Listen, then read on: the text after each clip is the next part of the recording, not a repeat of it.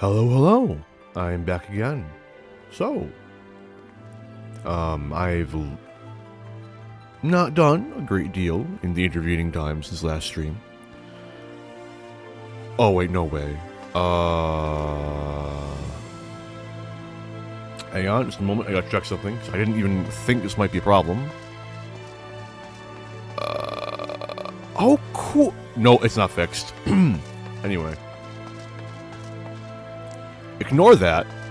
Things I wish I'd noticed before stream started. So it just assumes you completed every other role quest but the one you're doing. So that's nifty. Anyway, today I will be going through the entirety of the tank role quests for Shadowbringers. I think they're okay. I don't... Like, off the top of my head, I want to say that tank is probably my least favorite out of all of them. Although, in fairness, the ranged one gets a huge boost from the fact that the ranged one directly ties in with the master quest, which it's a cheat code, right? I love me some interconnectivity in the story, but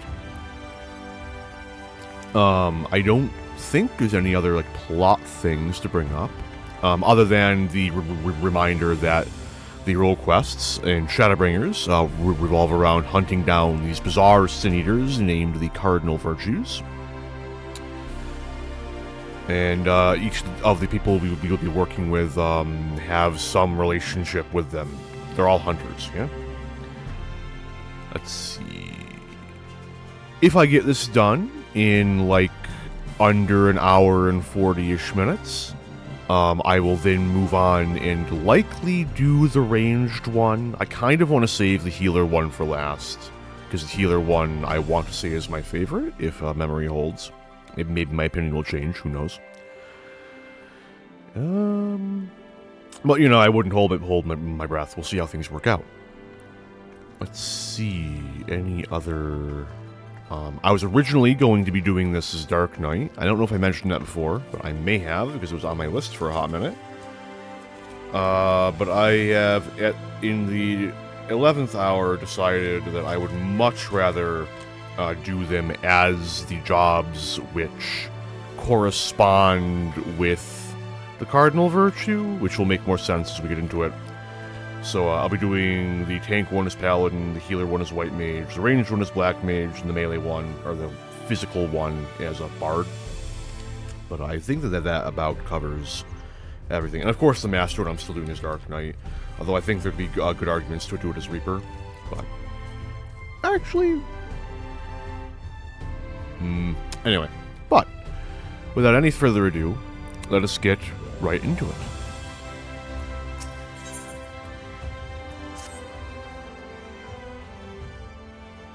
Will I reflexively start reading the journal text? Can't say I've chatted with you before. Think I'd remember if I had. Seen your fair share of fighting, have you? And wary besides. Rest assured, I've no secret designs. Name's Grandson, bounty hunter by trade, mostly sin eaters. When I first laid eyes on you, I had a feeling you were a tough bastard, the sort that must get mistaken for that warrior of darkness folks have been talking about recently. That right? I have no idea what you're talking about. Easy, killer. I couldn't care less who you are or what you've done. The only thing I'm looking for these days is a like-minded partner. Someone willing to join me in the hunt for the biggest prize this side of Norvrand. I'd hear details first.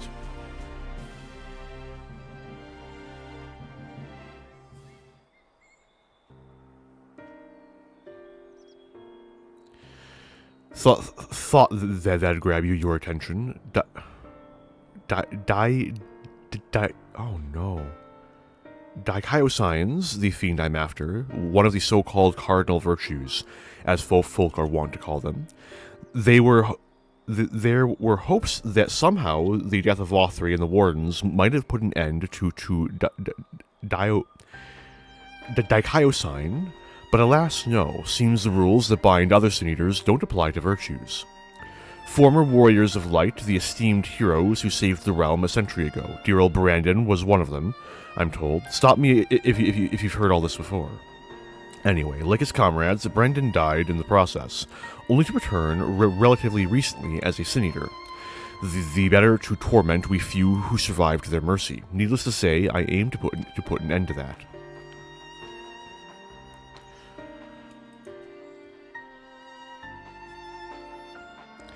You've heard the pitch. So what's your answer? You interested in hunting Dikaiosine with me? Dikaiosine. I'm probably not even saying it right. Not a whit of hesitation. I like you, sinner. Nevertheless, I'll need you to humor me and prove you're the dab hand I think you are, for my sake as well as yours. I've heard reports of stray Sin Eaters drifting close to the Gustarium. Come with me and put my mind at ease.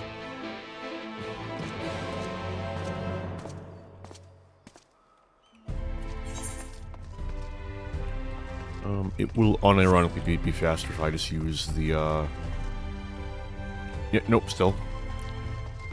Don't look at Giat. We'll, get back to them. Oh, it's over there.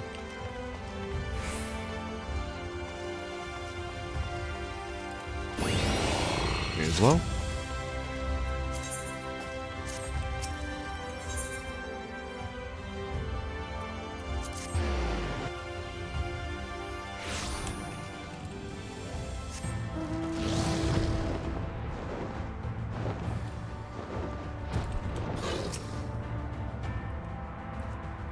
There you are. Very good. The Sin Eaters we're after were sighted west of the Ancestor Gate, so we'll need to head through there before we begin our search.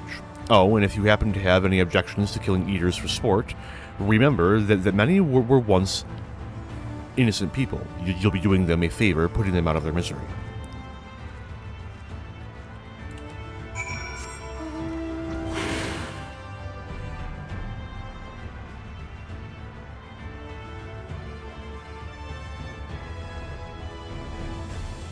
I wonder if this is going to be one of the ones affected by the mount update.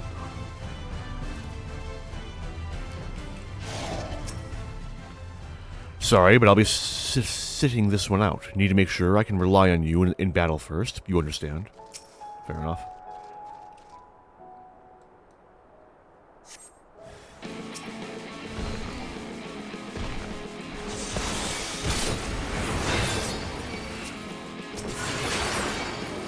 Oh no. I've angered the imp.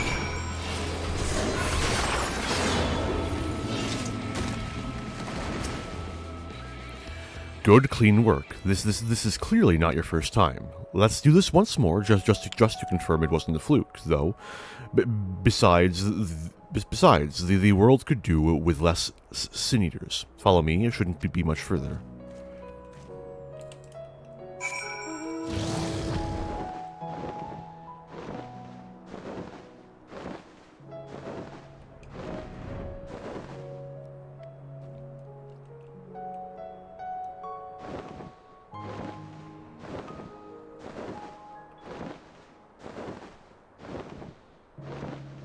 I do wonder if, in a world where the Flood of Light had managed to wipe out the First, if some Sin Eaters would have, like, arisen more akin to Void Scent, where they're, like, cognizant and shit, or if the differing natures between, the astral and umbral aspects would mean that only the, astral, aspected the Void Scent would be able to maintain that level of, like, awareness, whereas the inherent, like,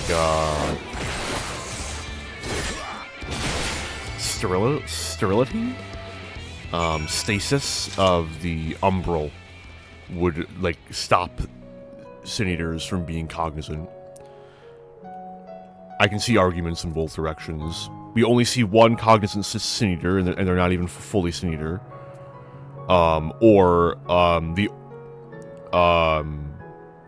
There being one at all is evidence that it can happen. Vothry in both instances. Yeah, that'll do. You're exactly the sort of man I've been looking for, and thank the gods for that. My apologies for subjecting you to such a silly test, but I'd rather not have an amateur's death on my conscience. Let's head back to the wandering stairs and make this official, shall we?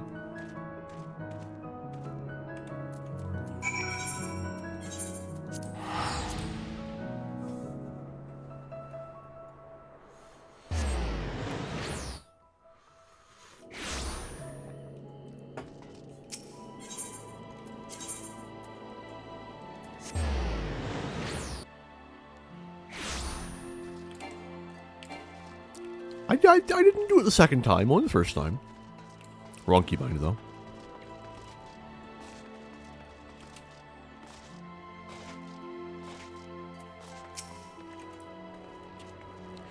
So, just to make sure you're still keen on our arrangement, Arntel, will you join me and hunt the dread fiend Daikaiosign, and put an end to his accursed existence? Excellent. Then it is settled. Now, every hunt begins with an investigation, and ours is no exception. Daikaiosign can be a rather difficult eater to pin down. But before we commence ours, we would do well to attend to our respective preparations. Let me know when you are ready to proceed.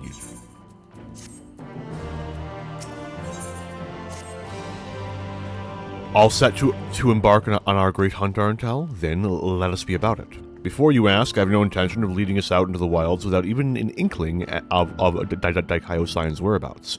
Norvrant may not be a particularly large realm, even before the flood, but it's taken us a dozen lifetimes to scour. It'd take us a dozen lifetimes to scour every nook and cranny. So we'll start by asking around a place I know for a fact Daikaiossign has attacked before, the village of Wright on Calusia. Well, I don't have reason to believe he will return. I'd like to think that the survivors might know something of value. After all, we can be sure that they haven't forgotten the day the bastard came through. So, let us be off then.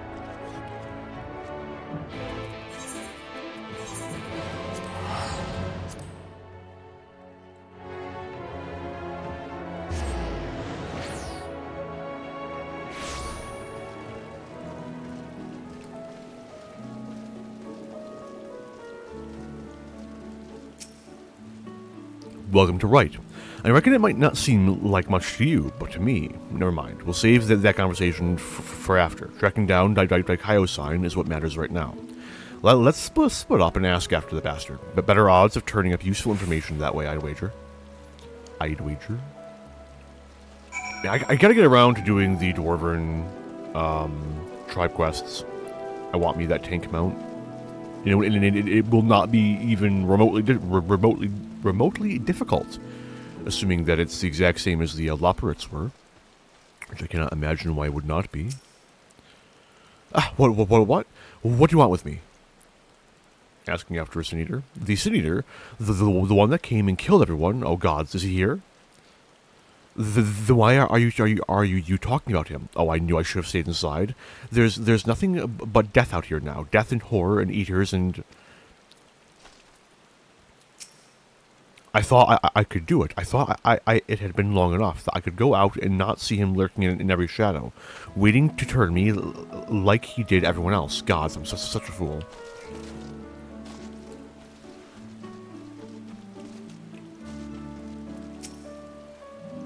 Huh? Where did you come from, and what do you want with me?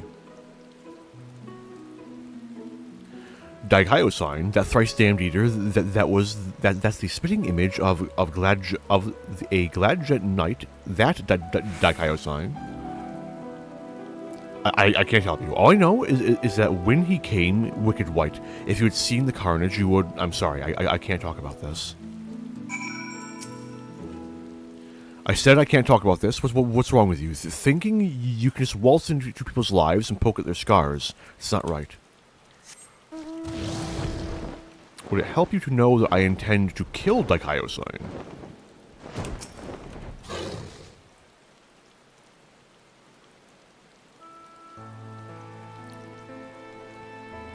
Well, learn anything worth sharing? I wish I could say I'm surprised, but I'm not. What we saw that day, what he did to us, there's no moving on from that. What exactly happened here?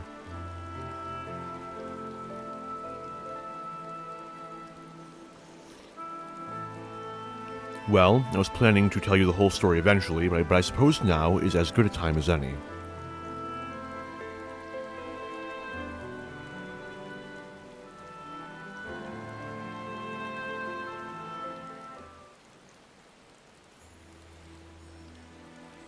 I was born and raised in Wright, lacking any real prospects. I eked out a living as a hunter. Might have tried my hand at something more exciting had I not also been trying to provide for the love of my life, Melinda.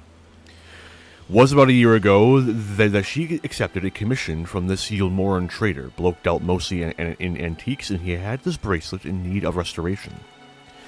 Bloody old, with a questionable provenance, but supposedly it once belonged to royalty or some such. The fangs of Orthus, he called it. Me and her had been talking about tying the proverbial knot, buying land, building a home, that sort of thing. Around here, that might not take much, but it was still a lot more than we had. So when the trader made his offer, she didn't hesitate to say yes. I'd gone down to the shipyards to pick up extra tools and materials she'd needed for the work. Quality stuff, but it paid for itself 10 times over. But when I got back to Wright, Daikaio-san had been busy. I spied at least a dozen newborn sin-eaters fluttering about, trying to make sense of their new lot. The grandmother who lived next door and shared the fruits of her orchard with us. The gruff woodsman who'd brought firewood to our doorstep in the dead of winter. Both of them reduced to mindless fiends, just like that. There wasn't time to mourn or to think. I started looking for Melinda. And then there she was, alive and well. Our eyes met, and we knew it was going to be all right. We ran for each other, and even now, a year later, it doesn't feel real. One moment she was there, right there in front of me. The next she was. Daikaio-san knelt and took the fangs of Orthus, then left, leading us a host of sin-eaters out of Wright. But Melinda, I still couldn't see her as anything else. She wouldn't budge. She just hovered there and stared, waiting for me to end it. Well, I could never say no to her. Not once in the years we'd been together. For all the times she'd welcomed me home with a bowl of hot stew. All the times she laughed at my crude jokes and gave me counsel when I was losing my way. For all that and more, I killed her.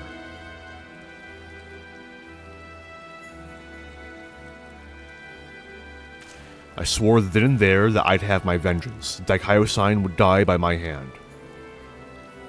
I carved the scars in my flesh to mirror the ones he left in my soul, an enduring reminder of the vow that I never dare stray from the path. There, all done. No need to wallow in it. Wouldn't want my tragic yet trite tale to put you off our hunt. Still with me to the end, sinner? That's the spirit, still. I've some unfinished business here, so if you could give me a moment before we resume, I would be most grateful.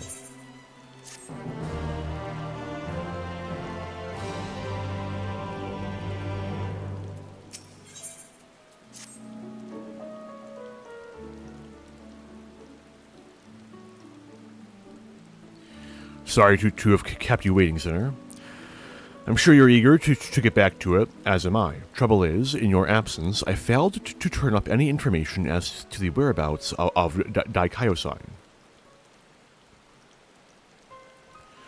There is one line of inquiry I've yet to pursue, though, the fangs of Orthus. The bracelet my beloved was supposed to restore, and that the eater took with him when he left Wright.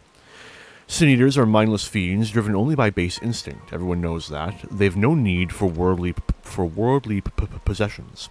Yet Daikaio-san took the bracelet away, which can only mean that there's something unique about this particular antique. or the sinless bastard somehow sinless bastards somehow different from the rest of his ilk. Either way, I think we need to learn more about the Fangs of Orthus, and I know just the man to ask, the Yulmoran trader who commissioned Melinda's services.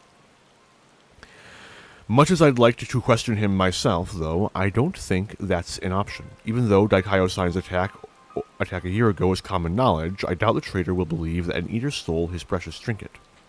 He's more likely to accuse me of theft and have me clapped in irons. So I'm afraid you'll have to go in my stead, Arntel. Melinda said he was a regular at the Beehive, so try looking for him there first.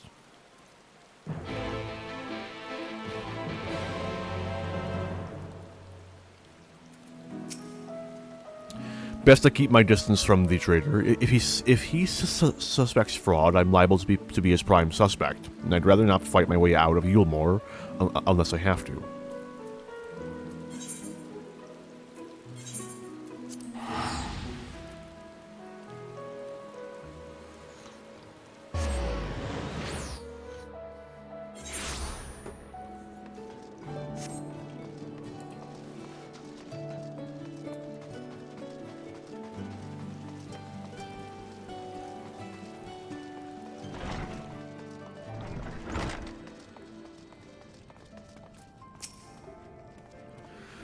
And to what do I owe the pleasure that is your company?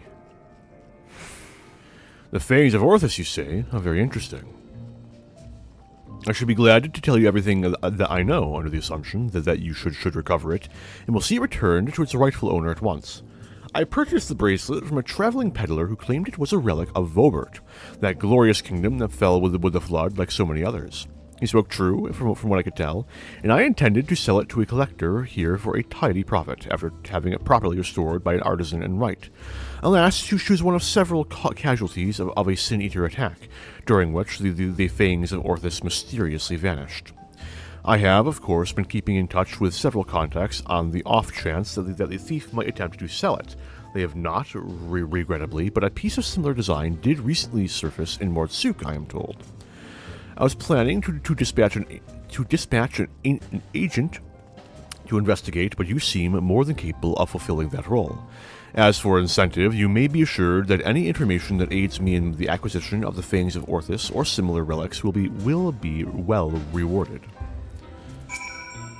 The piece in question is a choker of similar age and design to the Fangs of Orthus. The owner has yet to find a buyer, I believe, but I should like very much to make it my own.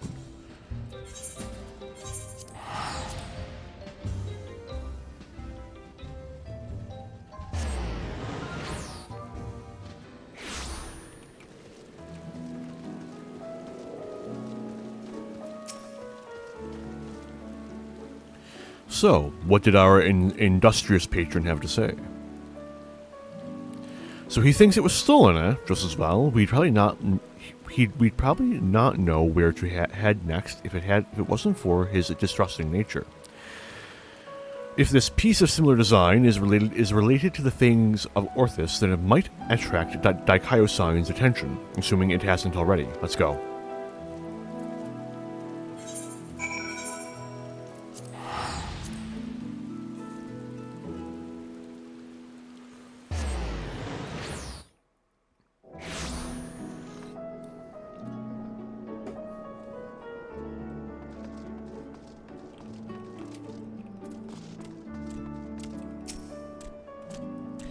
Fine weather we're having today in Mordsuk, isn't it? I suppose.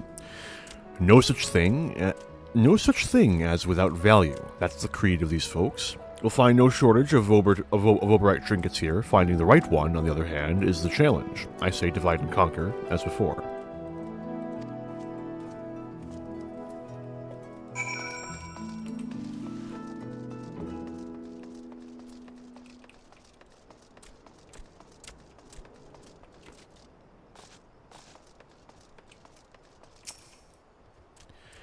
Well met. How may I be of service to you? Oh, a choker that once belonged to Voporite royalty, you say? If only I had such a remarkable treasure in my possession, but no, I do not. In all my years here, I've never even heard of someone unearthing such a thing. Do you happen to know where this Voporite choker was dug up? I'd like to take a look myself. There could be other valuable goods just waiting to be discovered.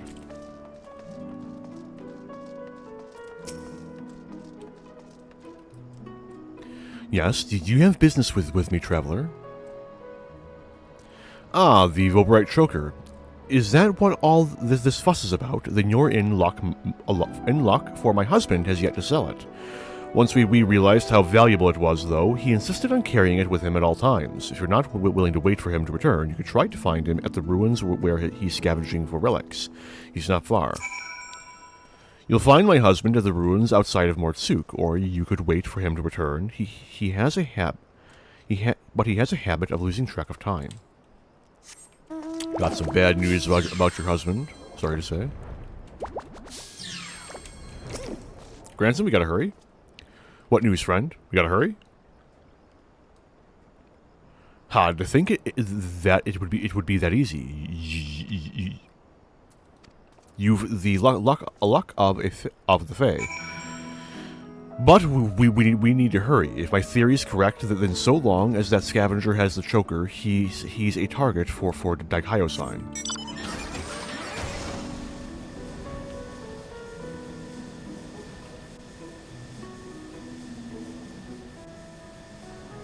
Ooh, a hunt.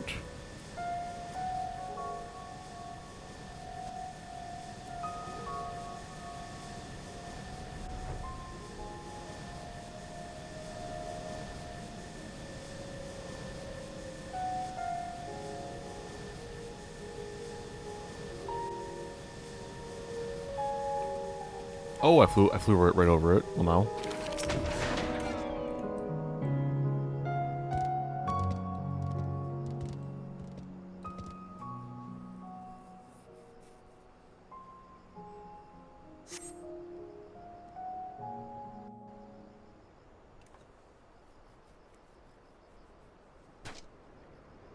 Mercy, mercy!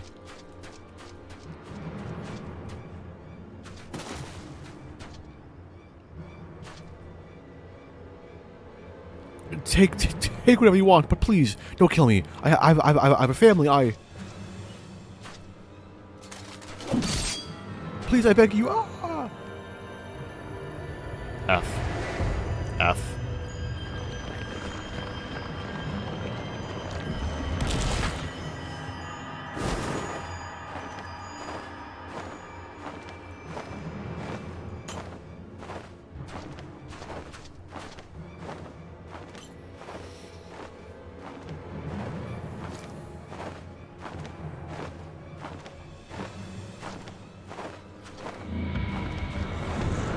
Oh, bastard can teleport. That's nifty.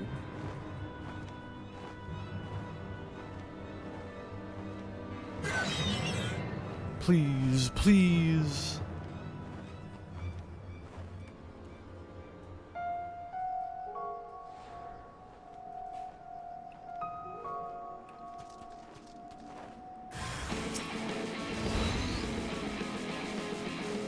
Does he attack back?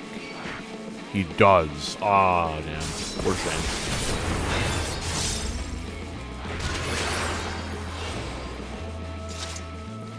For a second I thought, that it didn't attack back, and it was a nifty detail that it actively wants to die, and therefore won't fight back. But alas.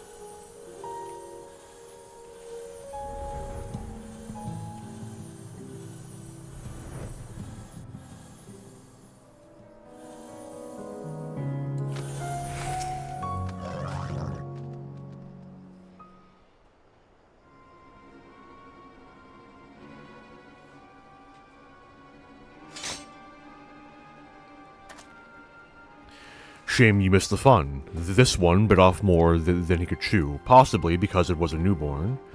You can tell by the lingering vestiges of intelligence and self. Can see it in their eyes, like when Daikyo-san Don't tell me you saw him. Wicked White, and he took the choker too. Damn it all. He can't keep getting away with it. He can't keep getting away with it.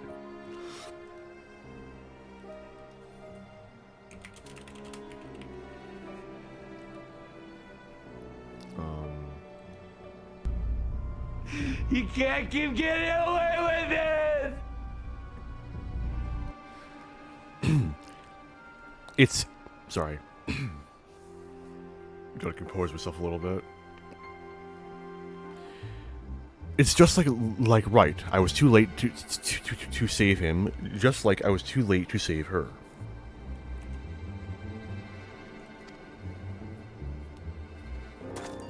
But not again, never again. I'll hunt you to the ends of the world, Daikaio-san. Vengeance will be mine. Right, yes. Neither the time nor the place. More eaters could be about.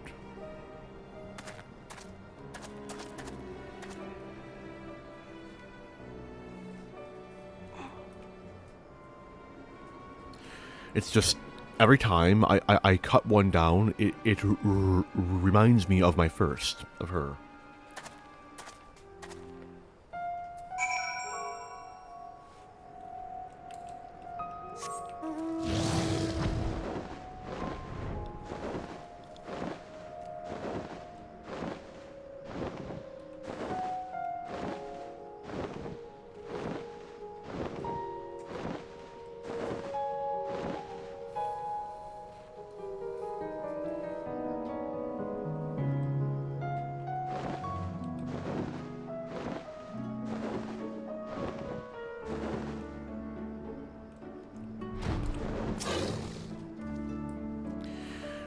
We may have failed to stop him this time, but what matters is that we'll both live to see another day. Pity the scavenger didn't, and the wife doesn't yet know she's become a widow. Sod it. I'll tell her what happened. I've been there, so maybe it'll help me to find the right words. Not that there ever are any. Afterwards, I'll have a good think about our next step. Don't let me keep you from other affairs, Arntel. We'll speak again soon.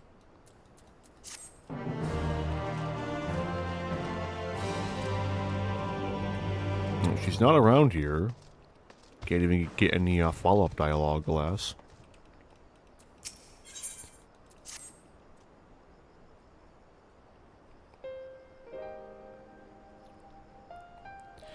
Hey there, sinner.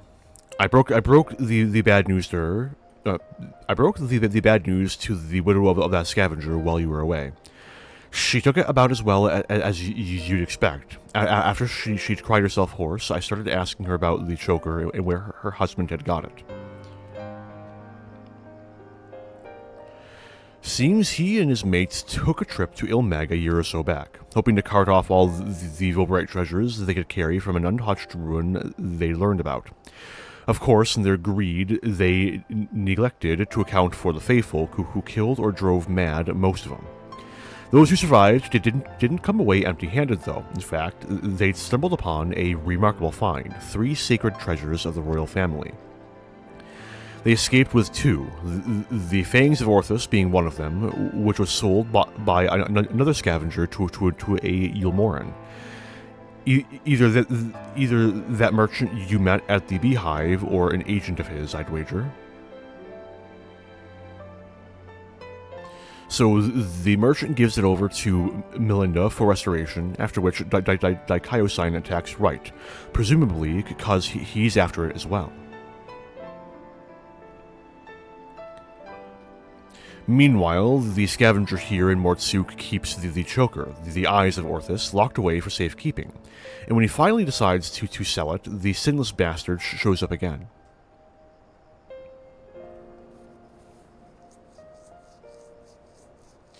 Which brings us to the here and now. Damned if I know why, but at this point, there's no denying that Daikaio-san's been hunting for the royal relics. And so, assuming he hasn't already claimed the third one, the Claws of Orthus, then I'd say we should get our hands on it first, then use it to lure him out of hiding. But to that end, we'll have to venture into the fairy kingdom ourselves. Those scavengers didn't receive the warmest welcomes, and we're not like to be treated any better. I was away with the Fae for a time. I was away with the Fae for a time. I can always call on, I can call on their king as well, just casually.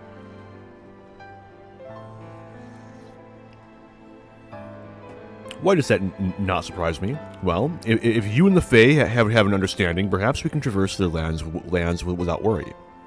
That settles it then. We'll head to Ilmag and ask after this Voberite ring. Feoul, your branch has need for aid.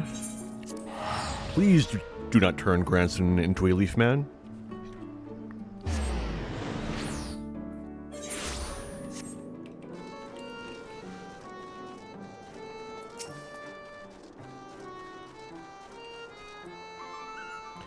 What a remarkably uneventful trip. I kept jumping at shadows, waiting for eaters or foul demons or worse to attack, though that might be preferable to the Fae, frankly.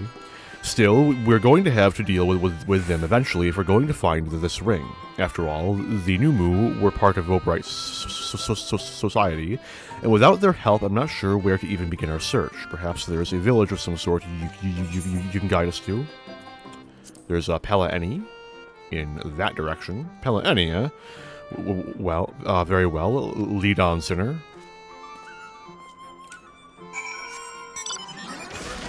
I can just teleport there, right?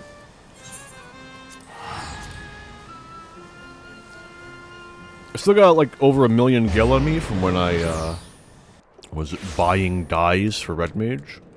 So, and I'm on my home server. So the worst case scenario is I have to go to a bell. Although if I spend over 1 million gil in teleporting, then something's gone horribly, horribly wrong. Where, is Granson not around here? Doesn't look like it. I could be blind. It wouldn't be the first time. Oh, hello there. You have questions for me? The Claws of Orthus. It is a ring, you say? The name I've heard before, but I know nothing save that. Oh, Sul-Ul served the royal family before the flood. Somewhat temperamental they are, but surely they will have knowledge of this treasure you seek.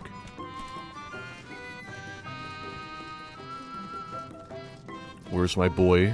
Where's Wide Lad? Something about your demeanor bespeaks a question unasked. Have I the right of it? A ring that belonged to the royal family of Vobert, and it was called the Claws of Orthus. But Vobert is long gone, as are the caretakers of the ring you seek. You can say, who can say where it might have got to?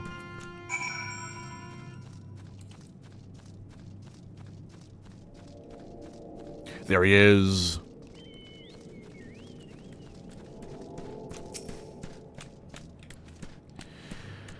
Had yourself a conversation or three. Learn anything interesting. So this Sul-Ul is the one we ought to speak with, eh? A former servant of the royal family, which would mean they've lived well over a century. Bugger me.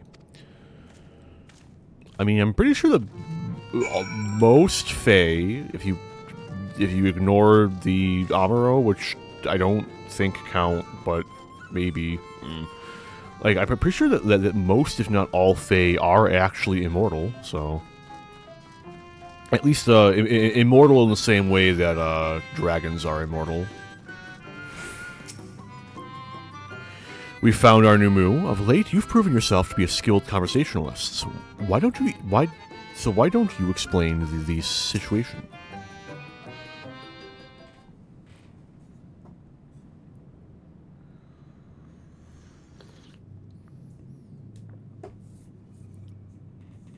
I don't know you, yet you seem to know me. Ooh, the echo.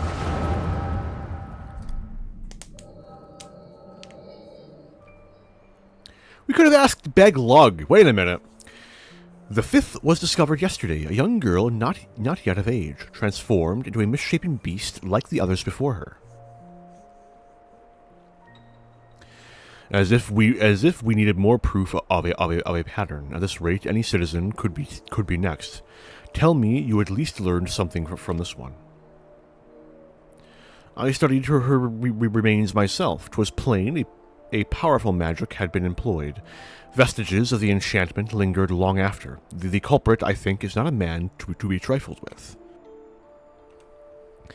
That is all I can say for now, but you may rest assured that I will ascertain their identity ere long. On my honor as court mage, I swear it. Until I do, however, I would implore you and your fellow knights to dispatch any who turn or show signs without hesitation.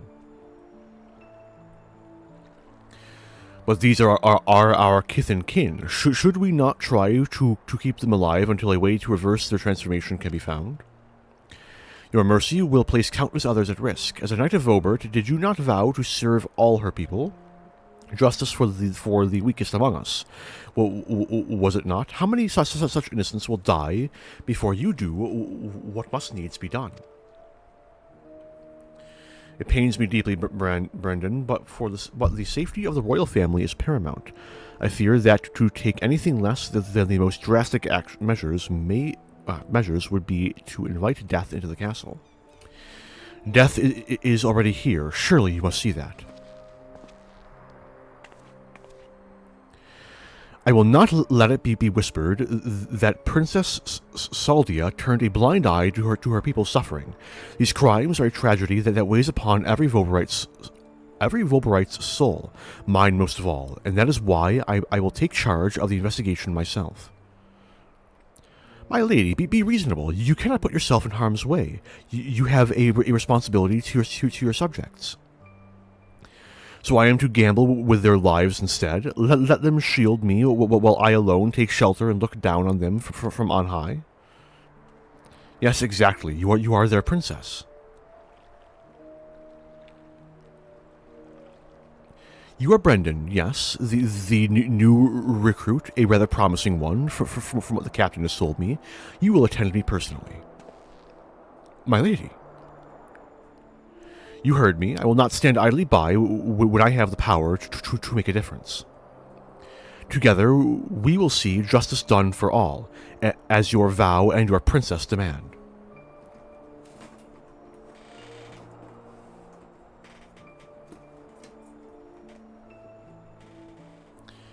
Lady Saldia, I understand. Forgive my hesitation.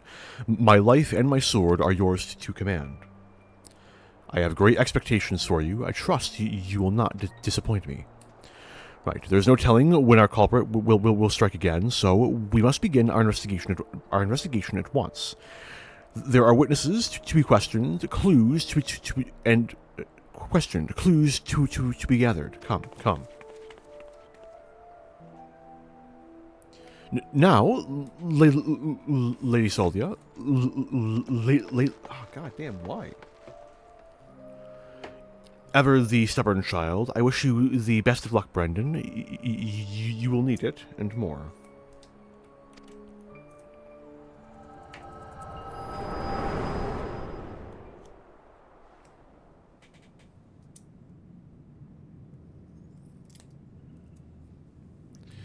Hey, are you all right?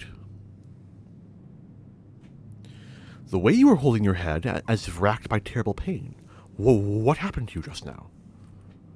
I just peeked into your past. Don't worry about it too much.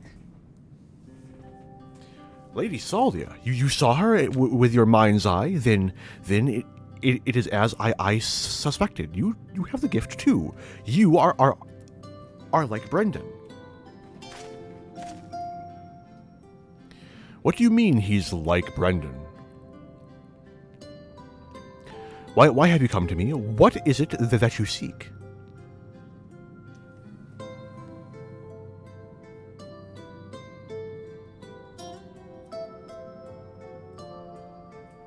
Just a moment, sorry.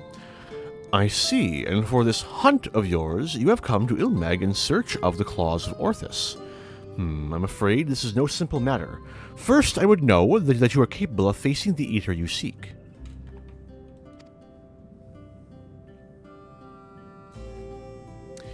There's a spot in the river not far from here in which I used to bathe, until a number of beasts grew equally fond of it. If you are the warrior you claim to be, they should pose no challenge whatsoever.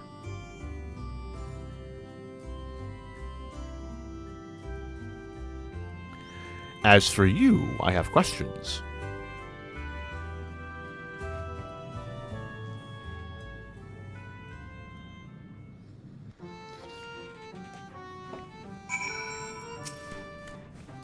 You will have no difficulty finding my favorite bathing spot. Why, once you lay eyes upon it, I shall be so surprised if you too were not tempted to take a dip.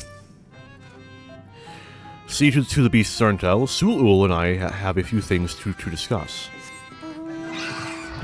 Where is that exit? I think it's like around this corner here. Nope. Where the fuck? I'm gonna spend more time trying to find this cave than I am. It's here. Oh! Looking at the wrong wall. Good God. I turned off map spin too. I should not be having this problem.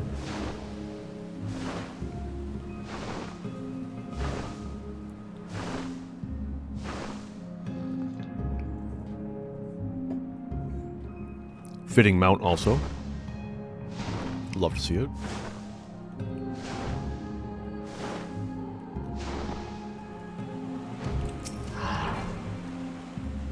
Wait, what do they got for me?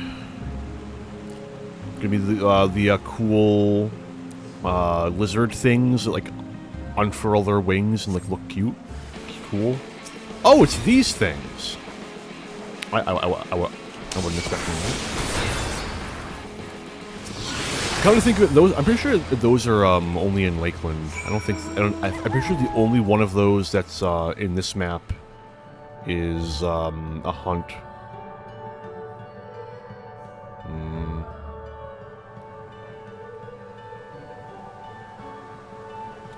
I don't know. Maybe I'll look for them later.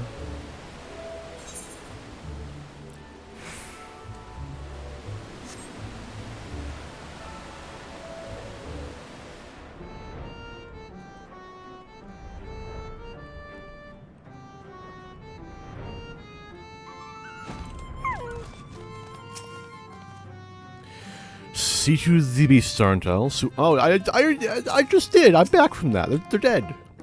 The beasts are no more then. Good. I hadn't the heart to do it myself, for they were no ordinary beasts, but old friends who had survived the flood, victims of the curse you heard us speak of in your vision. So this curse transforms people into monsters, like how sin eaters can spawn more of their own kind. I will speak no more of this or other matters until after you have completed the task I set before you. This is not negotiable, grandson. Arntel accepted my terms, and so must you. So secretive, the both of you. Can't we all just speak plain? Your comrade refuses to acknowledge his situation. This may take time, but I am patient. Indeed, I have dealt with many a stubborn child in my life. Oh, you've returned. They made me go and gather a bunch of strange mushrooms, so hopefully we can finally get some answers.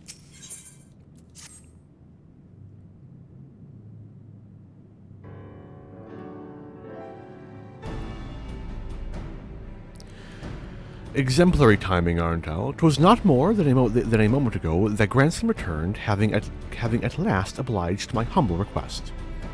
Humble request, my arse. This one's no better than a Yulmorn aristocrat, so accustomed to making others do their bidding, I tell you. There's something off-putting about taking orders from a dog. Ere you continue and give me cause to reconsider aiding your hunt, perhaps you should ask your questions. Fine. Arntel said he saw a vision of you and Brendan looking thick as thieves. You were friends, eh?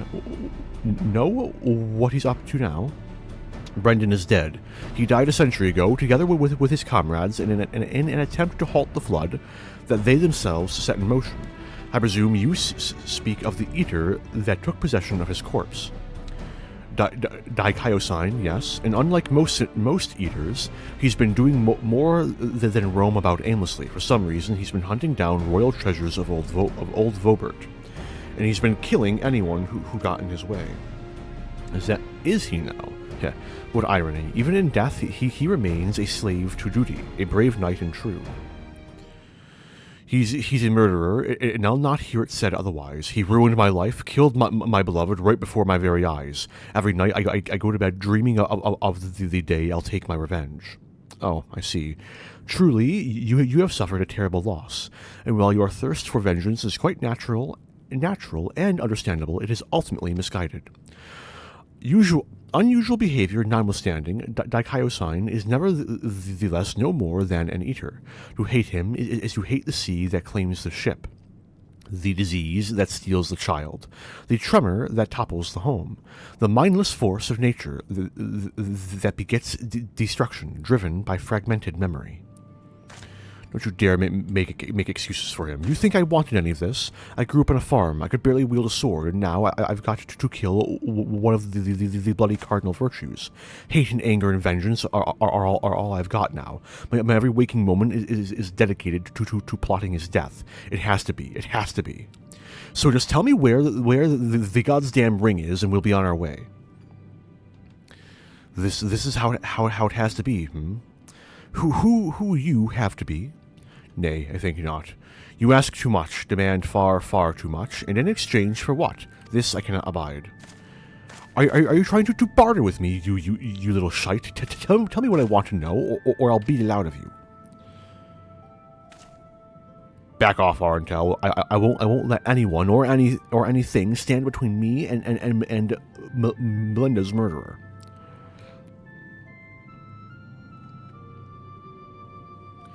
Brendan was a dear friend. To know that an eater disgraces his flesh and his memory pains me more than I can well express. It would bring me great comfort if you were to grant him peace.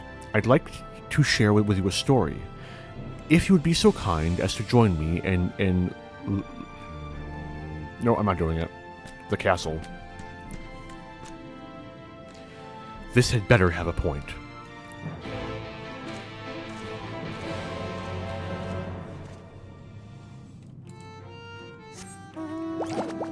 No wonder he became a Dark Knight.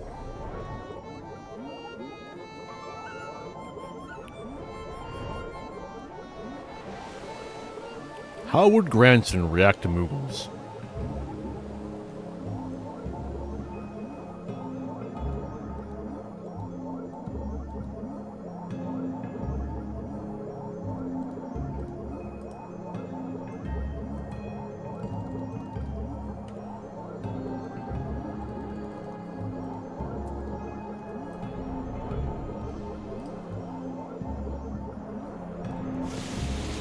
Help. There we go. Wait, you seriously can't... Why did you let me dismount? Oh, bullshit. Why are we here again?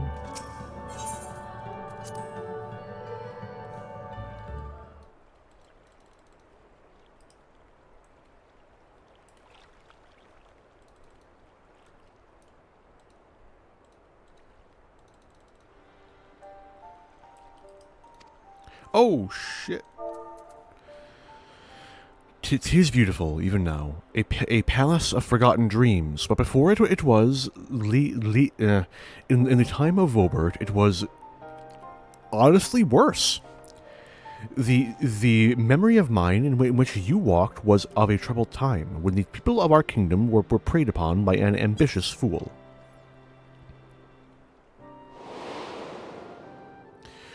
Brendan, then a young knight who had only just won his spurs, had caught the eye of Princess Saldia, who chose him as her personal guardian. However, he was far too inexperienced and was unable to keep her safe when she ventured outside these walls on one of her investigations. For his failure, he was stripped of his knighthood, and shortly thereafter he quit Vobert. I thought I would never see him again. But then, one day, he returned, one of several wandering adventurers led by a man named Ardbert, who had accepted our invitation to look into the mysterious transformation which had continued unabated in Brandon's absence. Lady Saldia was overjoyed, and for a time it was like nothing had changed. They spoke often and grew closer. And then, the day came when we learned the truth. When we learned that the architect of our kingdom's suffering was none other than the court mage Tadric.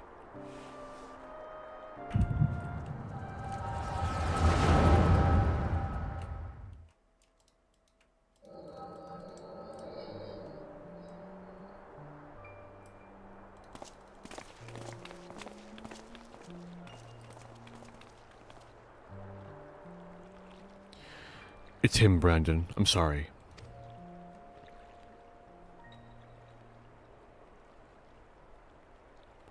So am I. Come, let's have done with it.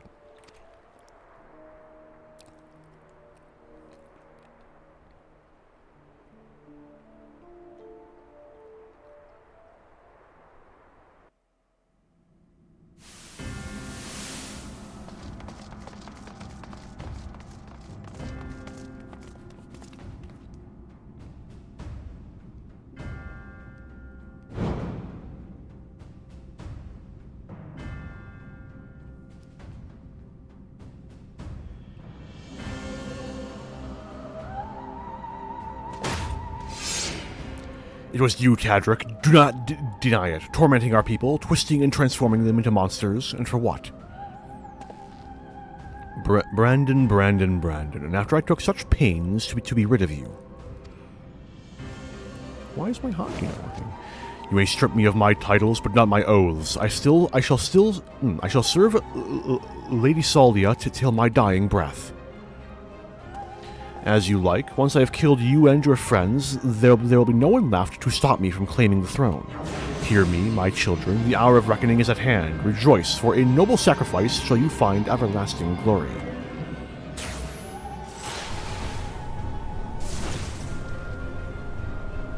I missed my chance. Lord Todrick, it hurts. Soon you shall know no more pain. I could have swore that one of those background mages was a, spitting image of my Warrior of Light. Obviously, it wouldn't have been on purpose, it's just that with the character creator limited in the way that this game's is, it's inevitable. For instance, this is the same face shape I use. I was going to make it quick for old time's sake, but now I think I ought to take my time.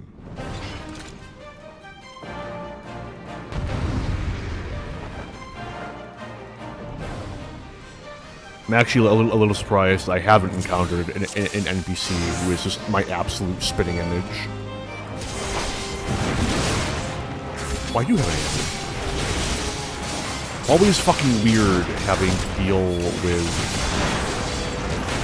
these segments where it's so close to your actual rotation, but condensed into 3 fucking buttons.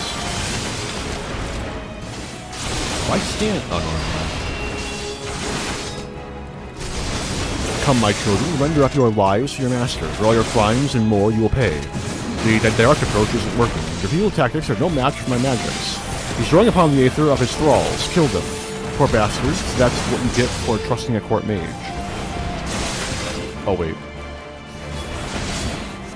This way.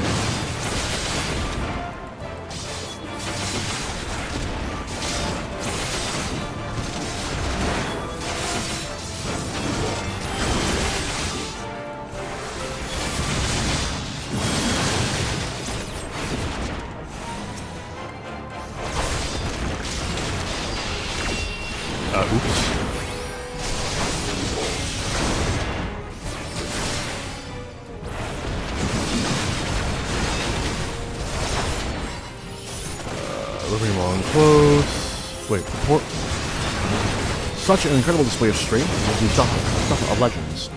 There's no escape. Cadric, surrender.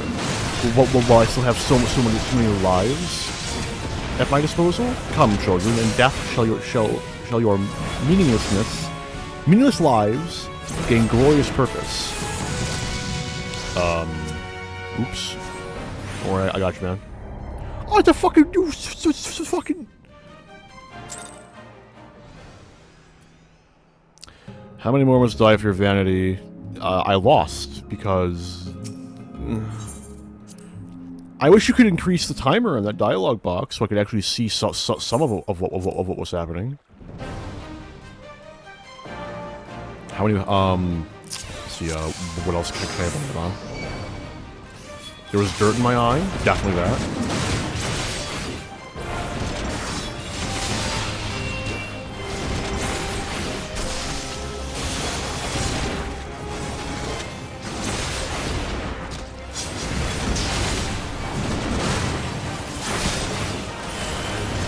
In Nalberg, you want to skip to the part where you just cast Flare?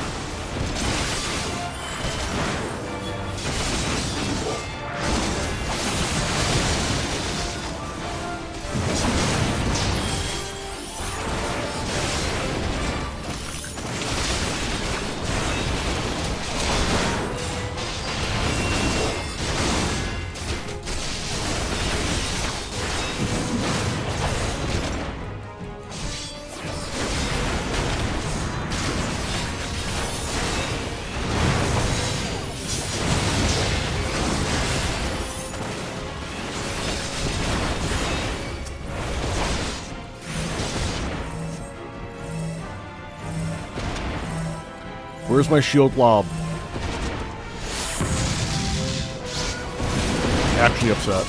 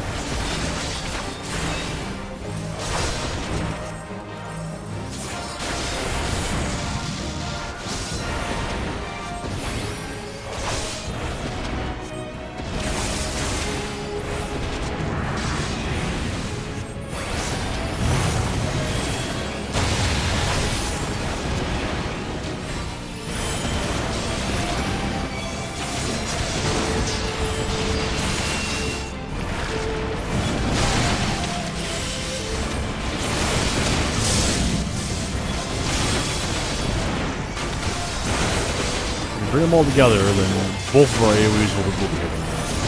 Obviously. And also his AoE. Hopefully. A little hard to tell.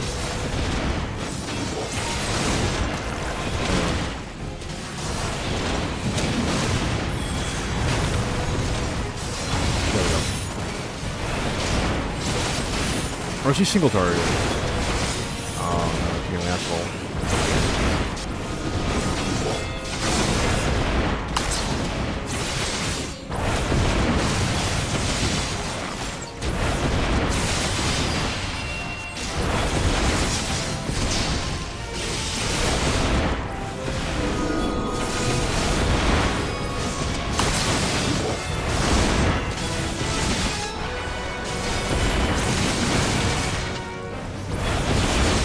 Thrilling.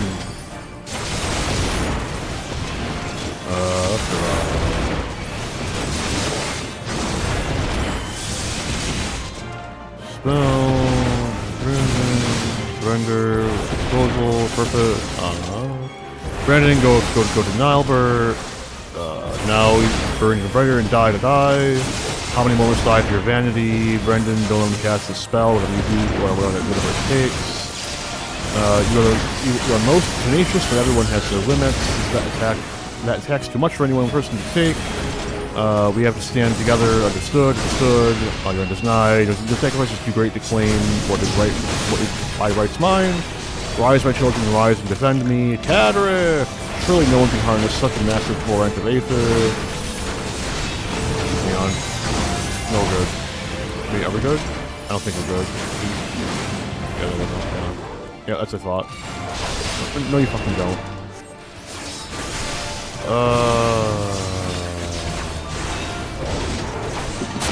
Aether, such obedient children to offer up their lives in sacrifice, unrepentant to the last, its madness dies with you, Tadric the Inglorious. What is life but a medium for my magics? How much longer can you hold the line, I wonder? Something you hurt, or no?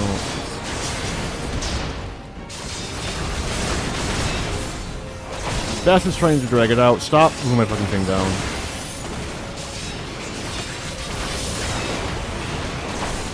I give up. I'm actually annoyed now. And it's out to die.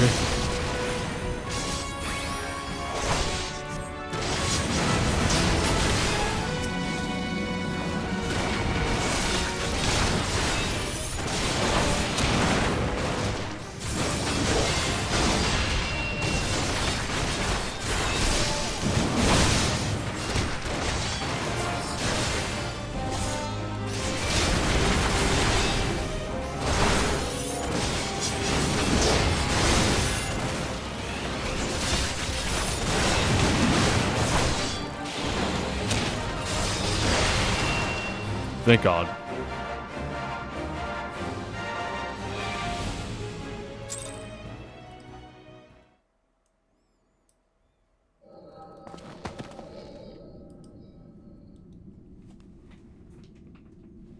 Meddlesome wretch, this kingdom is mine by rights.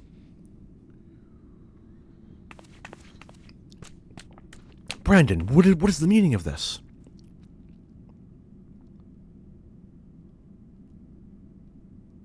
Tadric, you... But why, after serving us faithfully for so many years?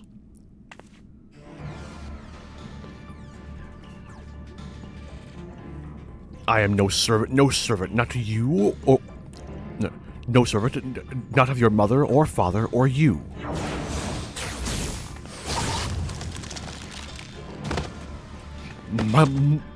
Milady? Gods damn you.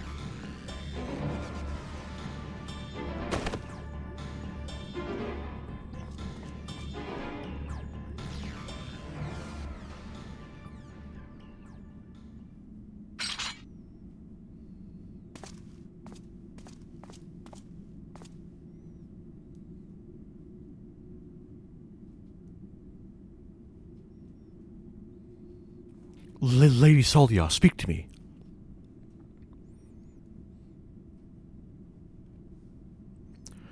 Brandon, my dear, brave Brandon, am I your princess still? Would you honor your vows even now? Now and never after, my lady. My sword is yours to command.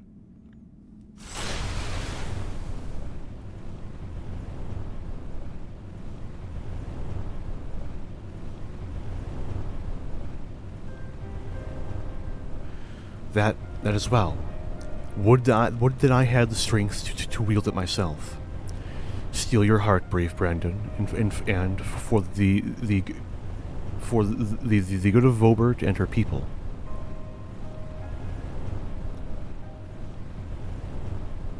No, I cannot. I will not. Honor your vows to your kingdom, to your princess.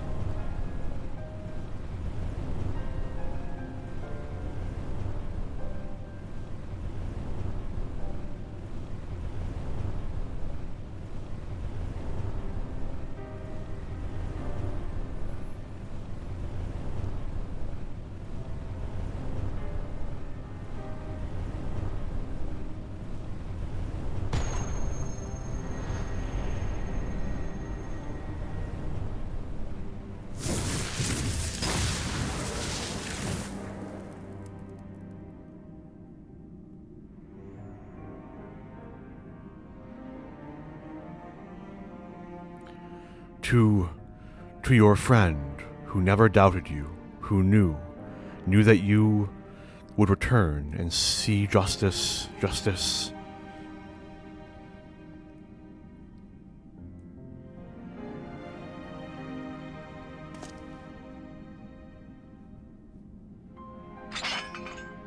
No, it should be me.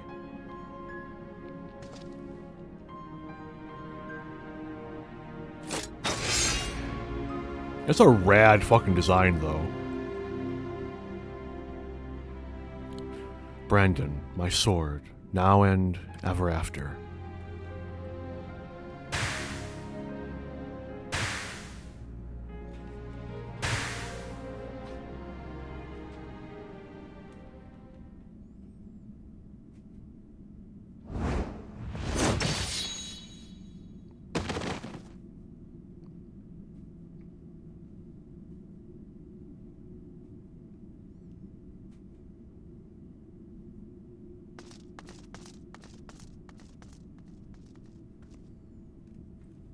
Oh, who is this?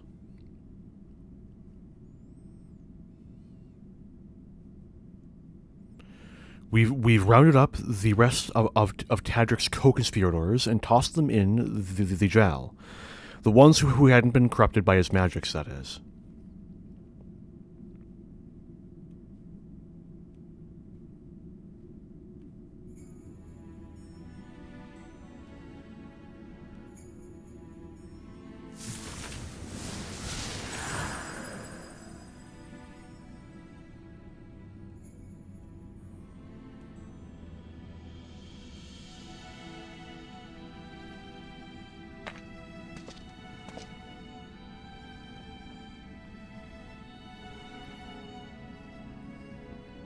I'll not hesitate again, no matter the cost, no matter the sacrifice.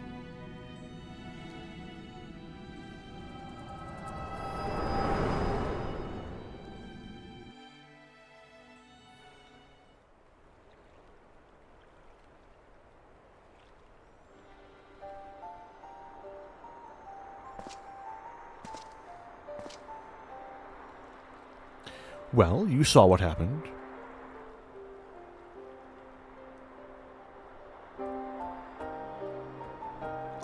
Wicked White.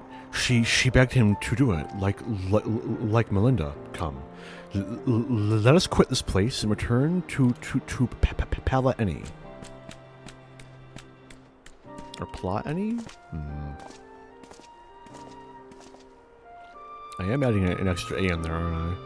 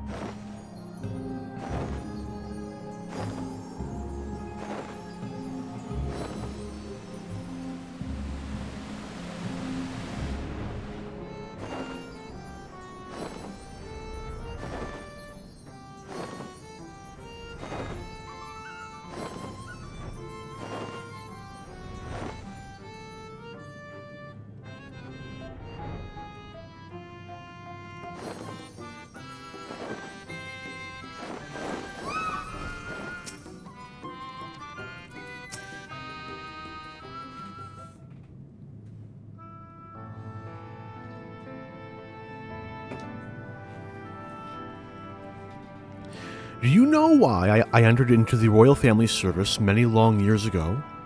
Because when I was attacked by a wild beast which nearly tore me to shreds, it was Lady Saldia who came to my rescue. She saved me, and that is a debt that can never be repaid, for there is naught in this world which holds greater value than life itself. Not even her death absolves me of it, and so I must always first consider her wishes, her desires, what she would want for me and her kingdom, for Brandon, and yes, even for you, grandson. For me. To define oneself in opposition to the other, and an other bereft of complexity, of complexity, of nuance, wholly devoid of redeeming qualities. A villain, indeed, there is comfort and certainty in hatred. But it is a false and fleeting comfort, bought with lies we tell ourselves about who we are and what we must be, what we must do, and never you mind the cost. If anything, the more we offer up in sacrifice, the better. Do you not see? Brandon was right to hesitate, to doubt. The unwavering blade cares not whom it serves, nor who it cuts. I think I need a moment. Perhaps you do as well. Leave us for now, Arundel.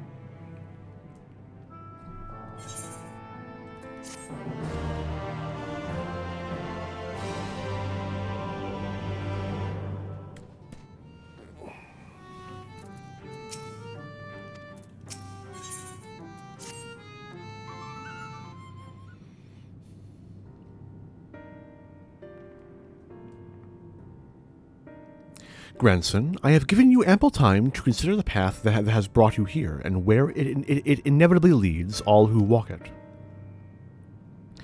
I didn't know what to do after I lost Melinda, how to mourn her, or how to live. I felt that if I put it all on Daikaiosine, put my everything into the hunt, that at least I wouldn't have to think about myself, or what comes next.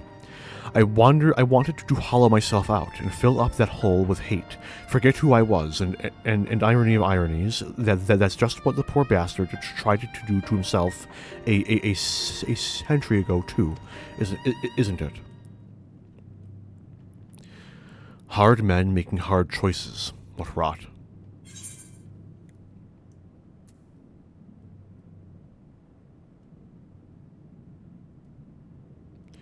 Hold on to Melinda and the memories you shared.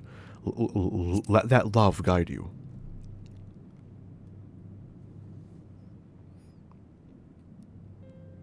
You're right. I don't need the hate. Never did. I'll finish it for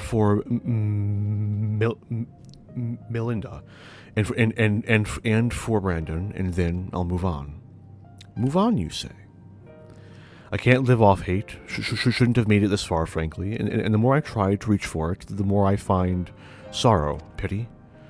Curse not fate, but mourn her victims. Remember the dead as they lived. Aye, something like that. Reckon Arntel would agree, and Melinda, if she were here, would probably slap me a dozen times and call me a bloody fool for acting the way I have. Or maybe you've been thinking about doing that in her stead, eh? Apologies for treating you with such disrespect before, Saul. I'd like to claim I have finally understood what you've been trying to tell me all this time, but I'm still getting my head around it. Recognizing your faults is the first and most important step. I will tell you what I know of the claws of Orthus.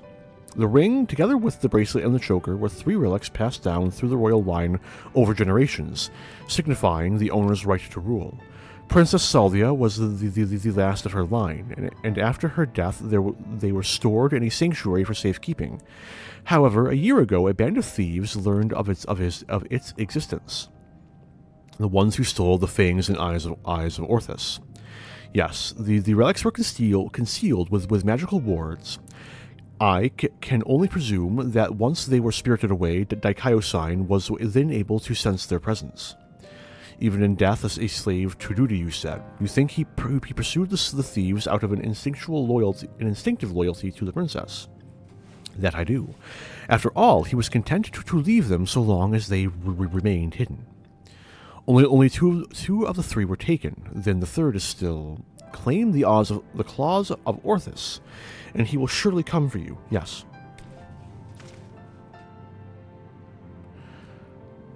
Is where you must go. Once you arrive at the place I marked on your map, cast this powder into the air. The glamour will fade, and you will see the chest with the ring. The rest is up to you. Thank you, Soul. I promise we will bring your friend peace. With me, sinner.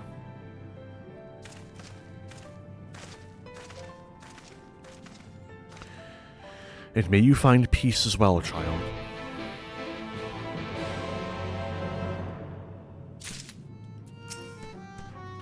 Go to the place I marked on your map, and there use the powder in the satchel to disperse the glamour concealing the coffer. You will find the ring within.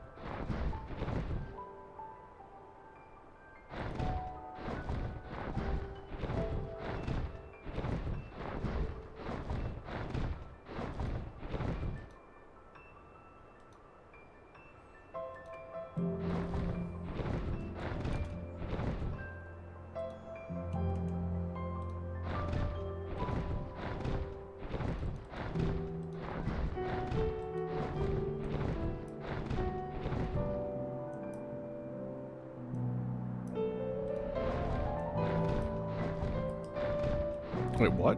Oh, I went over it.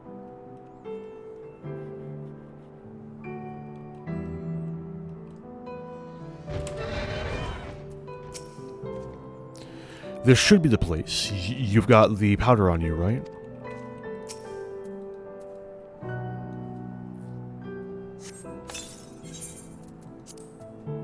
You toss the powder into the air, and as it slowly settles onto the earth, as it slowly settles to the earth, as twinkling motes of light, a coffer begins to take shape.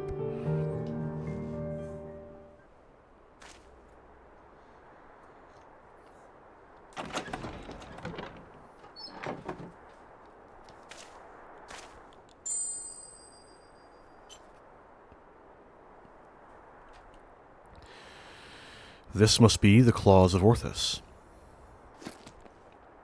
All that's left is to decide when and where we want to confront the Eater.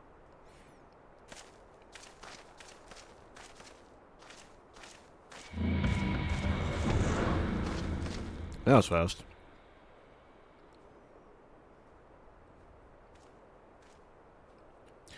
Or we could deal with it here and now. Speak of the devil, and he shall appear. Hey there, old man. I don't know you, and you don't know me, but I know your story. I know this isn't you, and I know that if Lady Soldia was here, she'd say the same thing.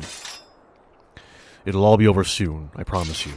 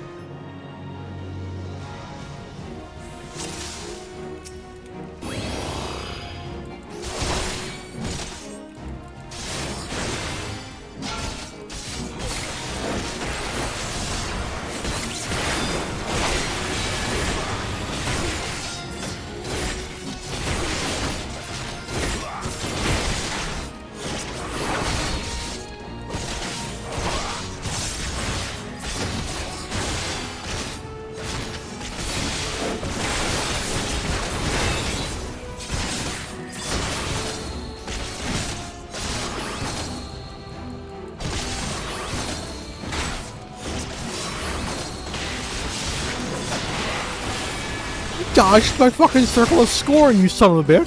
Fuck you!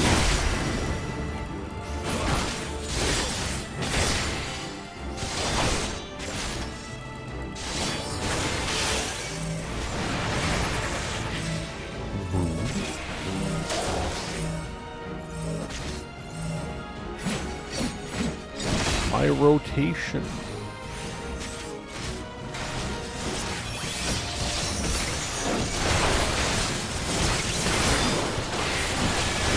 Oh, it continues. Shit. I can eat one of those. 2 of those and I'm probably dead. Fucking zoning me. Stop it! It's rude, I say.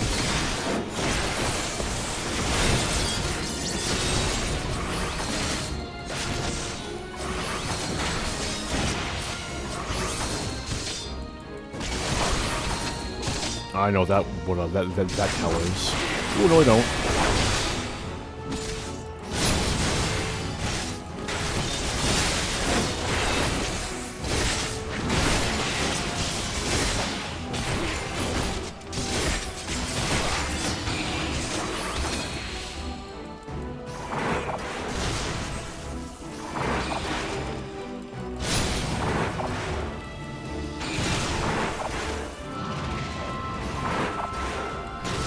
Uh-oh.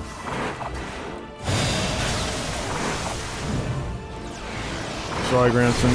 Don't worry, I got you covered, man.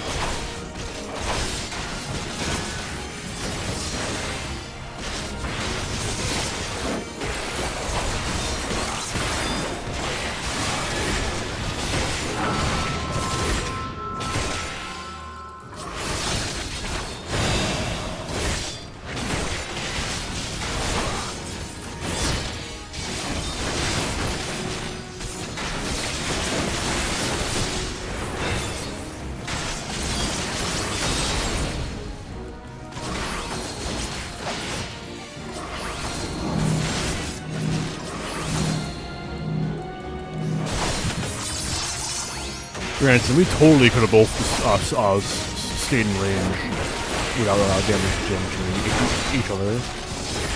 You know, the AoE lines can be overlapping, right? As long as your hitbox isn't in it.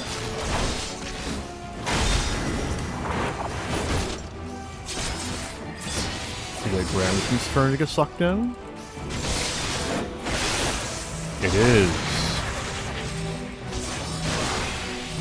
I'm just gonna go invulnerable.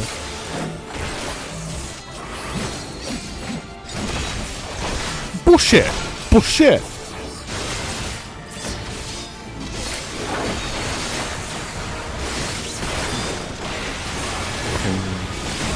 Brandon over here cheating, man.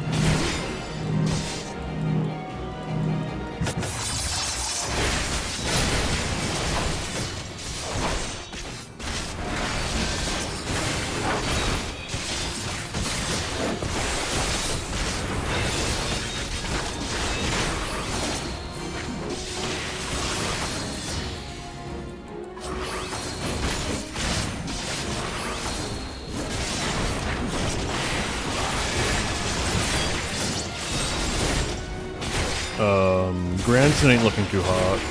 I'm gonna fix that real quick.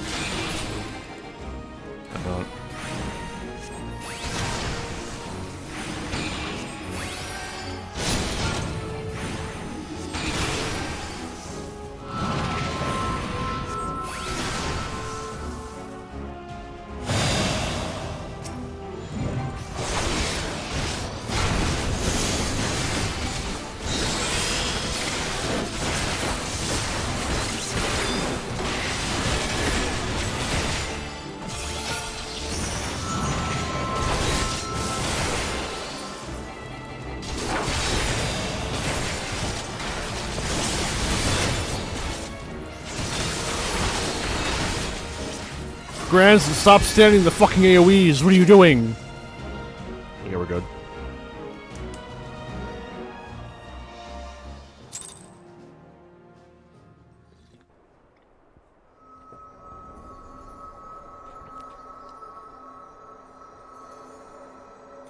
Damn eater. Let him go. He's not your bloody puppet.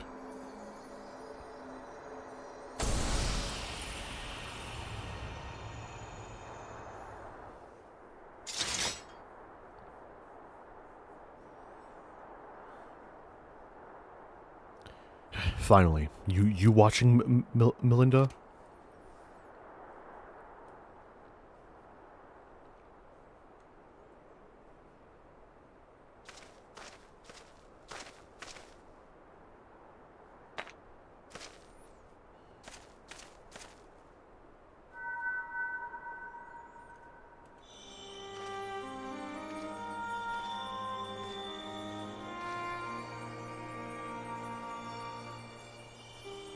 Now and ever after, my Lady Soldia, my sword is yours to command. Brandon, he's still in there.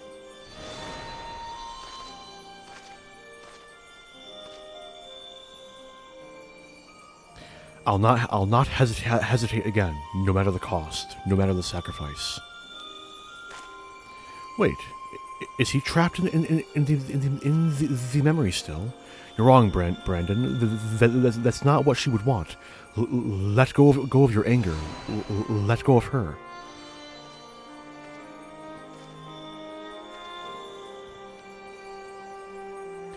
But that would make me lesser in your eyes, wouldn't it? To shoulder a burden that need not be mine. No, I will not forsake compassion and love. I will not dishonor your memory. Oh, my Lady Soldia.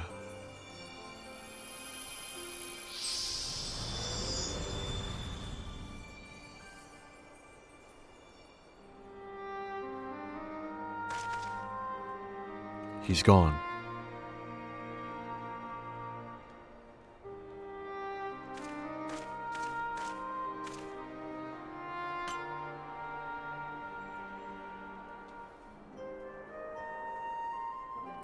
And with that, the three treasures of the royal family are reunited.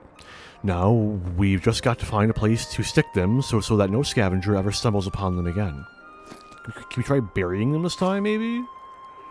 Least we can do for the princess and her knight. Am I right?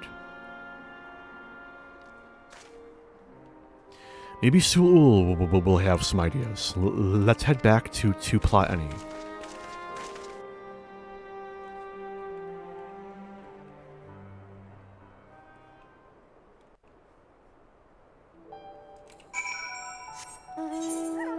I'm teleporting.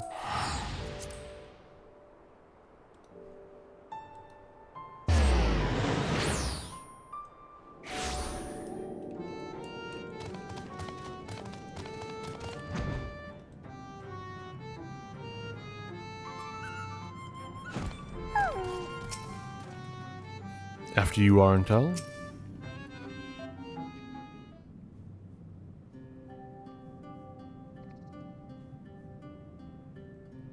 It is done. Brandon has been laid to rest.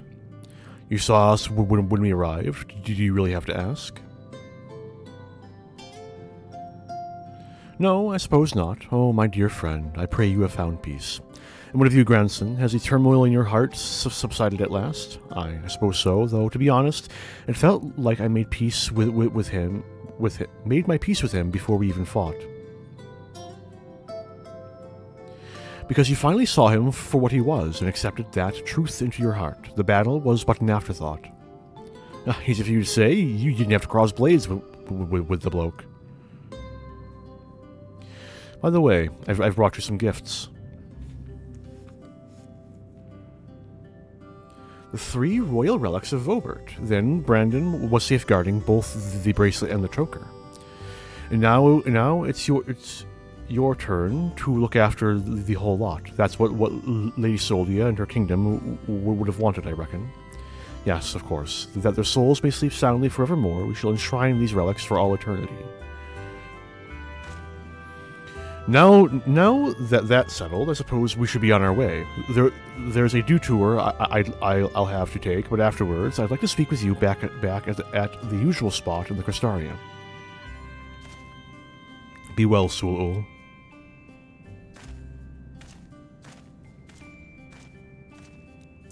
I think that one has a bright life ahead of him. Few can find the strength to overcome such terrible tragedy, but he did. As for you, on no few occasions, I am sure, or as have you on no few occasions, I am sure.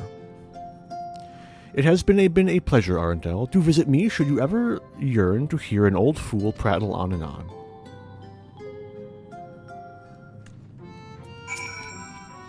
Oh, you wish to listen to my ramblings now? Nay, I think not. Another time, Arentel. Another time.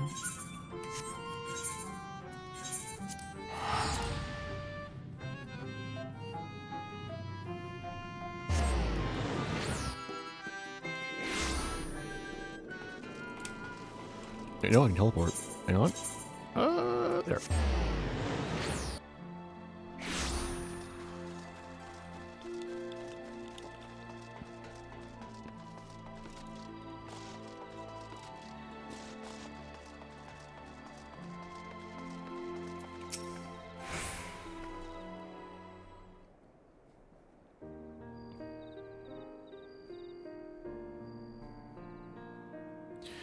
Well met, Sinner. Glad to see you made it back safe and sound. Having returned to where it all began, I can't help but think back to when I first came here, thinking only of Daikaio-san and my revenge. I was so wrapped up in my own personal affairs that I didn't realize I was only pushing others away. Glynard was the only one to have saw through that facade. He's a perceptive one. I took one look at me when I got back and broke into a smile. But enough about him. I have yet to thank you properly, Arentel. I owe you so much for sticking with me to the end. So, what's next for you, Sinner? Good question. Can't say I feel at home here or in Wright or anywhere else, so I might spend some time on the road. I may not be as skilled a fighter as you, but I reckon I'm better than most, and there's always someone in need of a reliable sword hand.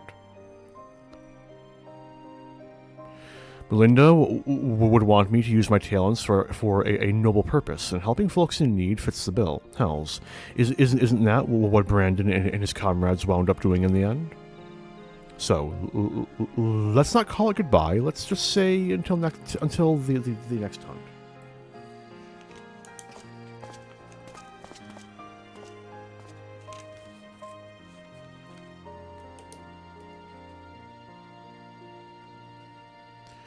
Wheresoever you go, may you find shade, Sinner.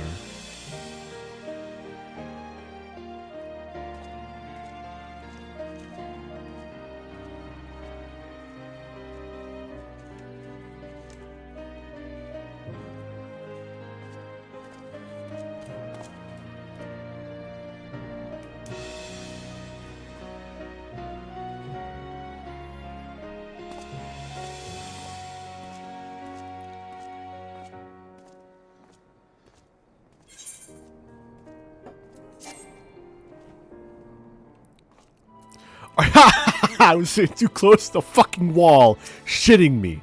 God damn it. Fucking bullshit, man. Bullshit. There's a good lot. They're a good lot, the other hunters. Oh no, that's a spoiler, don't look at that. Anyway. So next up, oh man, I do really want to save healer for last. So the real question becomes, what the fuck did I get on my page? So the real question becomes, do I want to do the ranged or the melee one?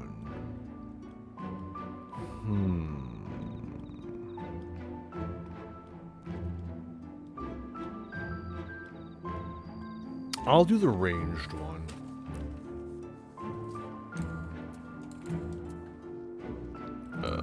Black Mage.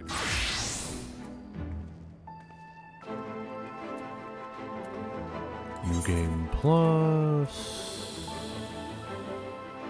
DPS. Magical-Ranged.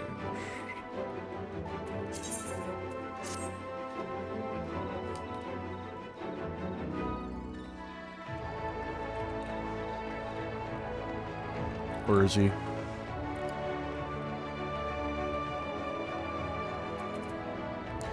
But before I do that, I will take a brief break to walk around, make sure my water's stocked up. It's not a handful of other things. So I will be back shortly. Only about 10 minutes at worst. 10 minutes worst case scenario. Until then, enjoy the Crystarium.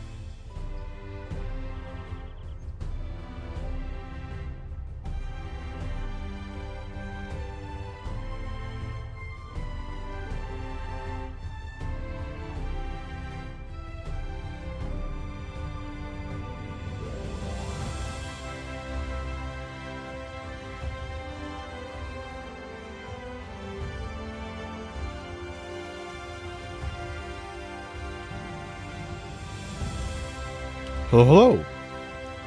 I'm back. So, let's get right back into it.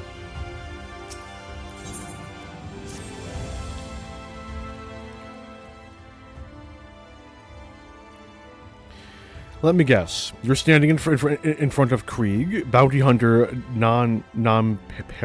Pirelli? What? Because you've in mind aid me in felling the dread Phronosis. Do I have the right of it, or do I have the right of it? Phron what's his?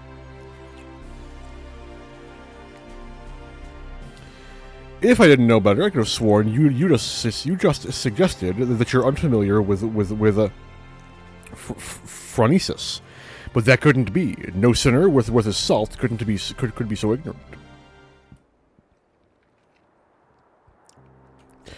Allow me to elaborate. Phronesis isn't just your run-of-the-mill stray sin eater. He's one of the nastiest the realm has ever seen, formed from the remains of one of those gods-damned warriors of light. There are 4 of them, all told, crawled up from the bowels of the deepest hell after being buried for nigh on a century. If the tales are true, people have come to call them the cardinal virtues.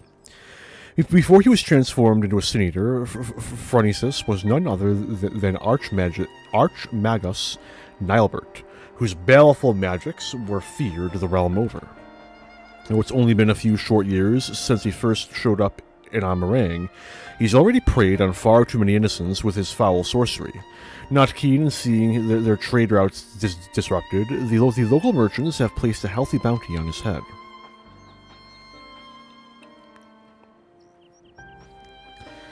Cause I'd like nothing more than to fell the fiend single-handed. Of course, I'd like nothing more than to fell the fiend single-handed and claim the entire bounty myself.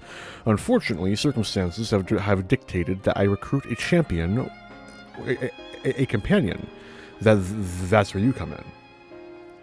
Provided you can prove to me that you possess the rather specialized set of skills that I require.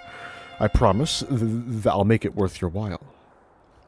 Not a bad offer, wouldn't you say? If you fancy yourself up to the task, come find me in Amarang. I mean to set off for there shortly.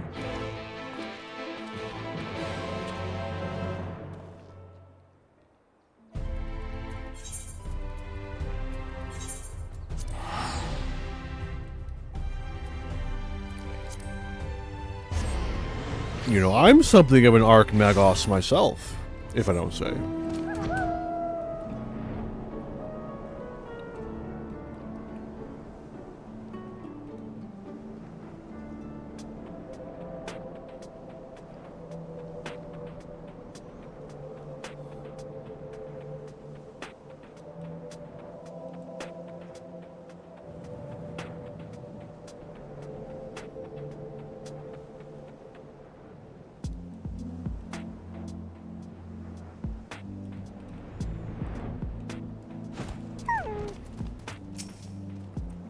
So you came. It's good to see someone who isn't all talk.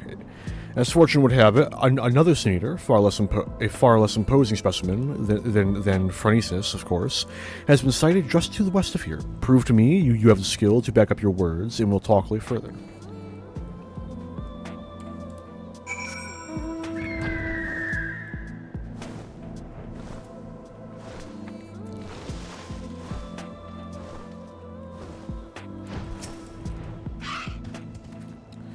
The sin eater isn't far from here. I can feel it. Track it down, and let's see what you're capable of.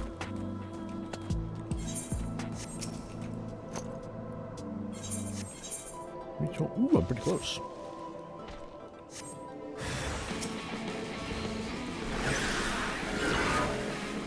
Oh, I don't, bam. Ooh, he's not dead. I'm impressed.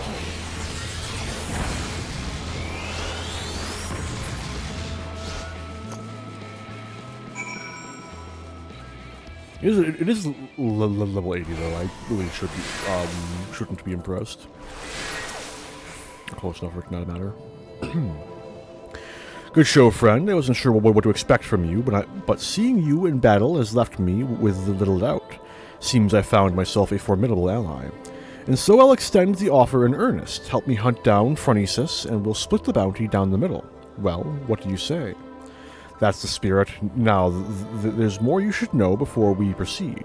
Come with me to Mordsuk, my base of operations, and I'll fill you in on the details.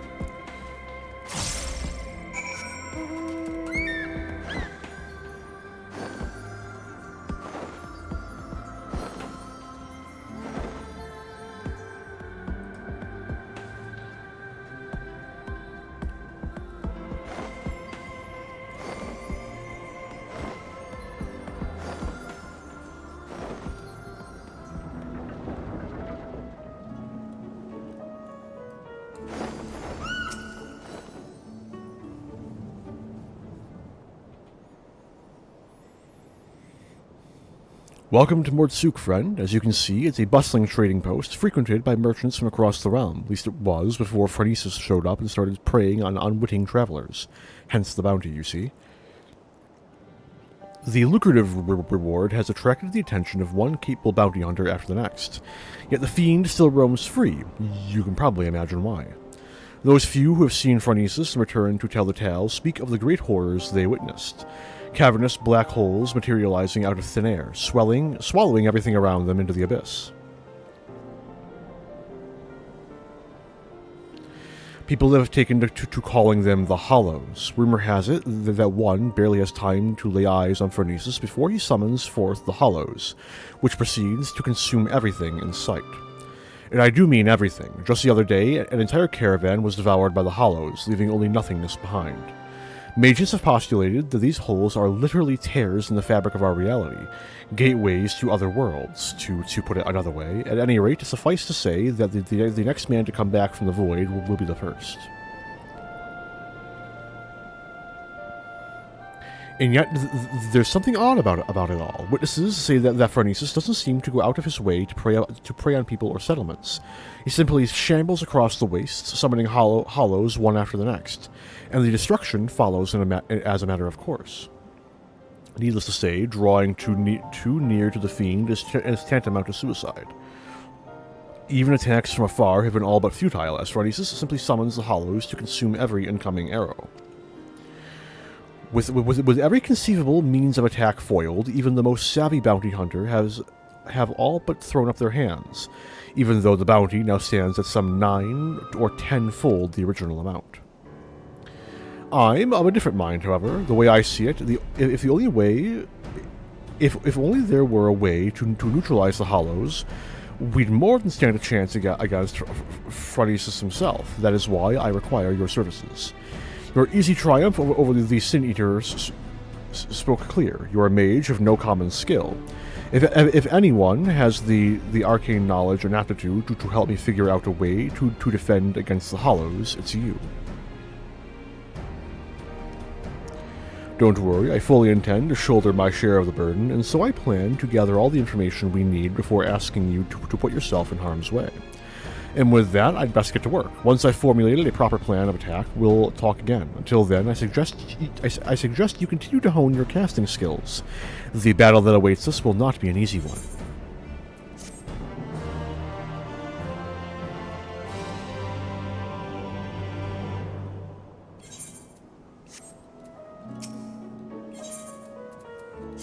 Wait, really? Hang on, I just... Oh, that is just part of the glove. Huh, nifty. Ah, there you are, and your timing couldn't be better. As luck would have it, a little bird told me that Phronesis was sighted in the vicinity not long ago. Don't you worry, I have no intention of rushing in like a fool. My plan is to shadow the Sin Eater from afar, that we might observe the Hollows with our own eyes and formulate a suitable plan of attack. To that end, I procured this mannequin here from a merchant acquaintance of mine at the Castrarium. By setting it on Phronesis' trail, I mean to gauge just how wide of a breadth we must keep from the fiend so as not to be sucked up into the void. Shed no tears for the little fellow friend. His sacrifice will be the key to our success, and yet, as you can see, he's not quite in the best state of repair. Pray lend me a hand in procuring what we need to get him back on his feet. You're a lifesaver, friend. I just spotted nasty-looking Sandkin Sibylle lurking about in the east of here, and I do believe one of their tendons should serve well to put some spring back in the little fellow's step. Snag one up for me, and we'll see to the repairs. A tendon from one of those Sibylle prowling about the east of here should be just what our little friend here needs. Come on. Thank you.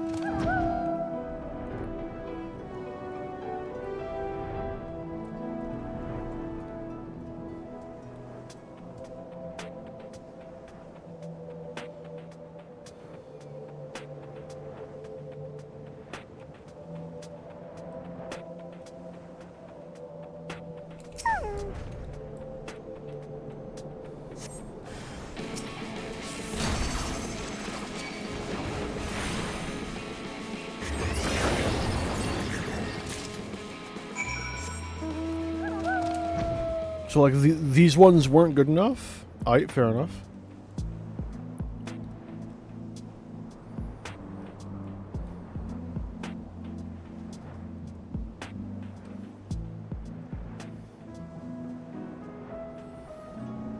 Who am I to argue?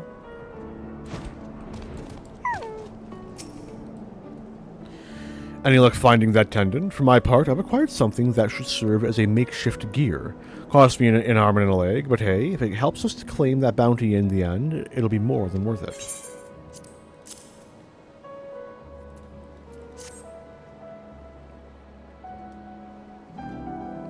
Perfect. Yes, I reckon this is durable and elastic enough to replace the mannequin's snapped drive belt.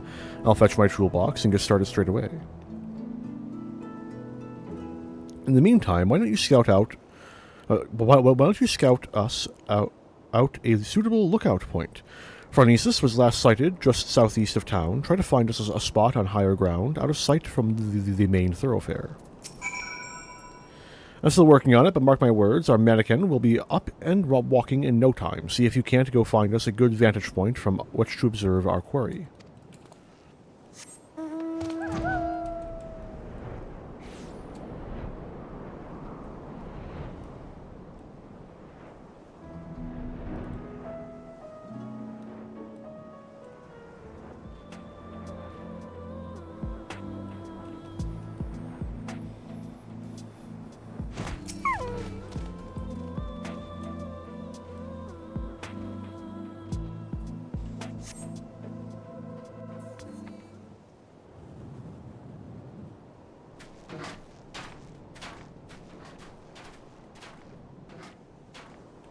Hello there, friend. As you can see, our clockwork friend is back in tip-top shape. And since it appears you found us the perfect lookout spot, why don't we get down to work? I'll kindle us a fire. We might be here for a while.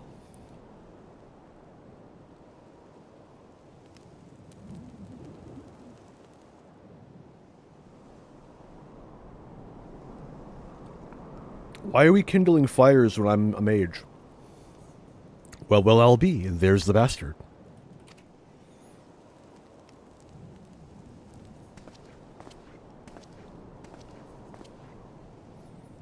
Look closely now and hold your gaze. You must witness the sheer horror with your own two eyes.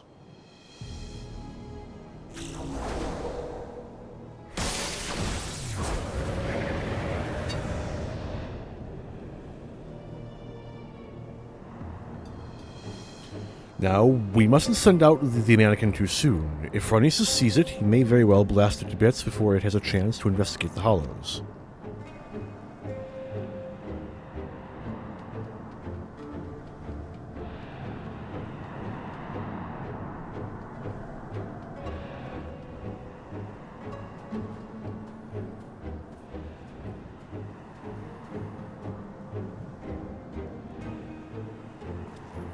And there he goes. I'll send the mannequin in to trail him. Let's sit back and enjoy the show.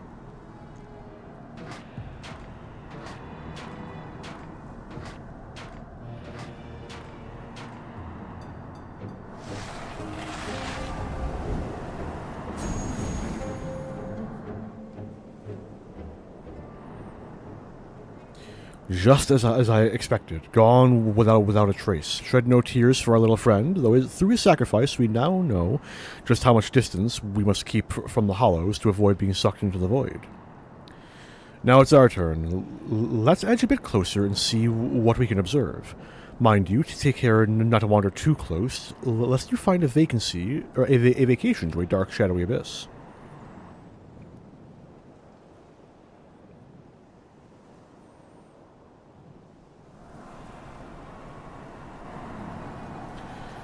It's as if a shadowy whirlwind rages inside, ready to suck anything and everything into the void.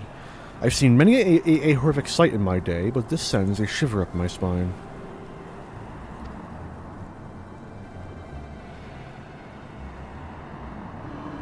Let me out. It's so dark in here.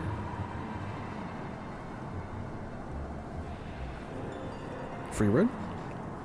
Well, why the pale face, friend? You look as if you've seen a ghost. A voice, you say, from inside the hollow? But that's impossible. Is anyone out there? Please help me. Help me get out of here. Over here.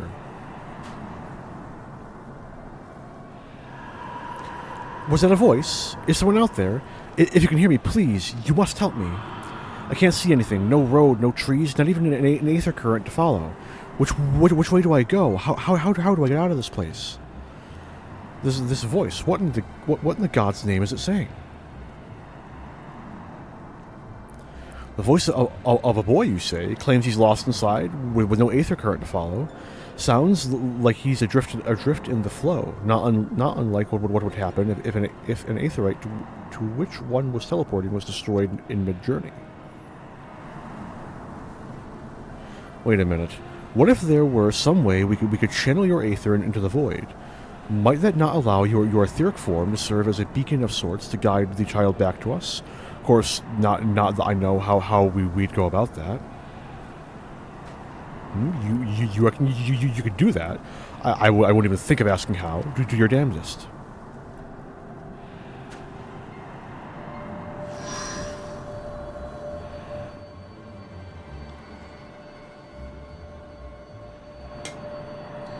Wicked White, I knew you were no ordinary sinner, but even still, you find ways to surprise me.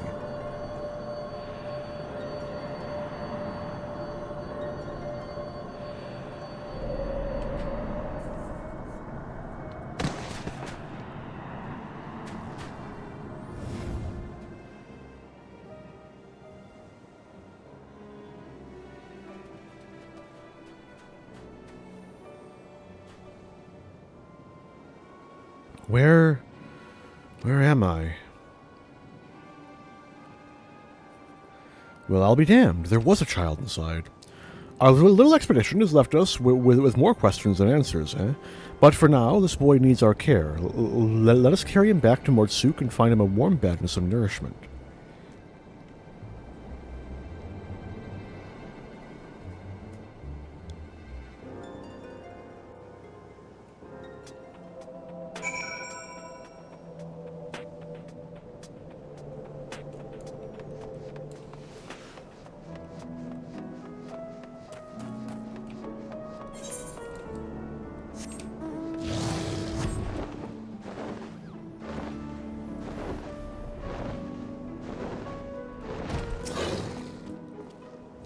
The boy's resting now. He is weak, but not wounded, at least as far as I can tell. Needless to say, his presence raises questions. And are there others trapped on the other side of the hollows? If so, might they also be returned to our world alive? There's much we must ask him when he wakes. On another subject, this might be an odd question, but have you ever looked after a child before? As a matter of fact... You don't say. In that case, he's all yours. I'm jesting, friend. I can't very well tie you down here forever. Worry not, I'll manage them now. I suppose the first order of the day should be to get some food in his belly. He does look terribly pale, after all. Methinks I'll go hunting for some meat. No, perhaps I should take him to a physician first. After all, he may be suffering from some ailment inscrutable to the eye. Or maybe I should... Damn it all, I knew I wasn't cut out for this.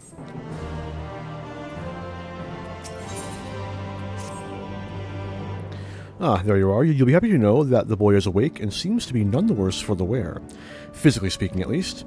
There's just one rub, you see. He's no recollection of where he came from, or just how he managed to get swallowed up into the void. In fact, other than his own name, Tainor, he can't remember much of anything at all. He seems a good lad, mind you, eats my half-assed cooking with a smile and nary a word of complaint. I reckon he's hurting inside, and badly. We must reunite him with his parents with all due speed. I suggest that we go for a stroll around Mortsuk, in the hopes that the sights might help to jog his memories.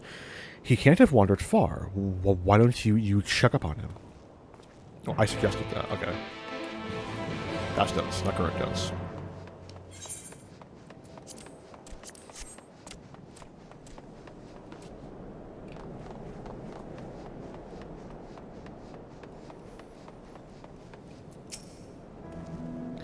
I realize this is something of a detour, but we simply can't leave a poor amnesiac orphan to fend for himself, now can we?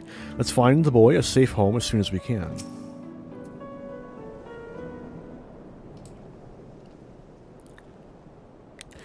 Do not tell me you are the one who rescued me from the flow, yes? I feel from you the same warmth that reached out to me when I was adrift in the aether. Well, I'll be damned. The boy's a sharp one. And that's not the least of it. The carer who examined him said they could feel great power welling up from within him. Despite his young age, Tainor here seems to possess a remarkable command of the magical arts.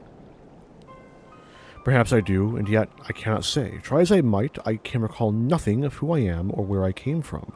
Only the darkness. No need to apologize, boy. You did well just to make it back to us. Speaking of which, can you remember anything at all of what you felt when you were adrift in the void?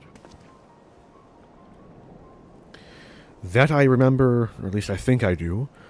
I recall a vague sensation of someone passing alongside me. Indeed, I believe this is what roused me from my slumber. If the Hollows truly are a gateway between worlds, that would mean that someone recently traveled from ours to another, or from another to ours. But that's not possible. But that's not possible, or is it?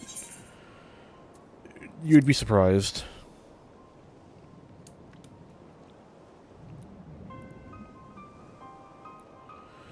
You know something I don't, friend? Worry not, I won't pry for details.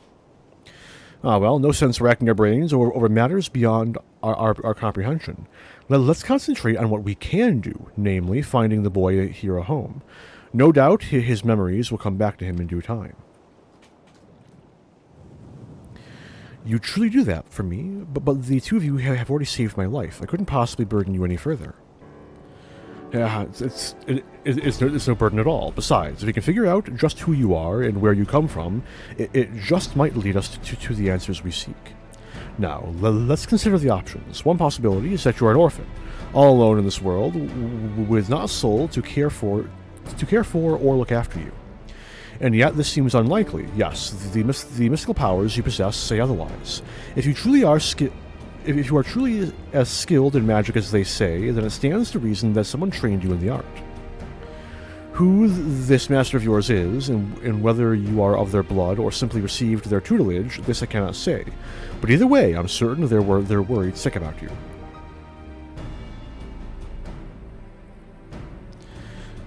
If that truly is so, I would very much like to meet this person too.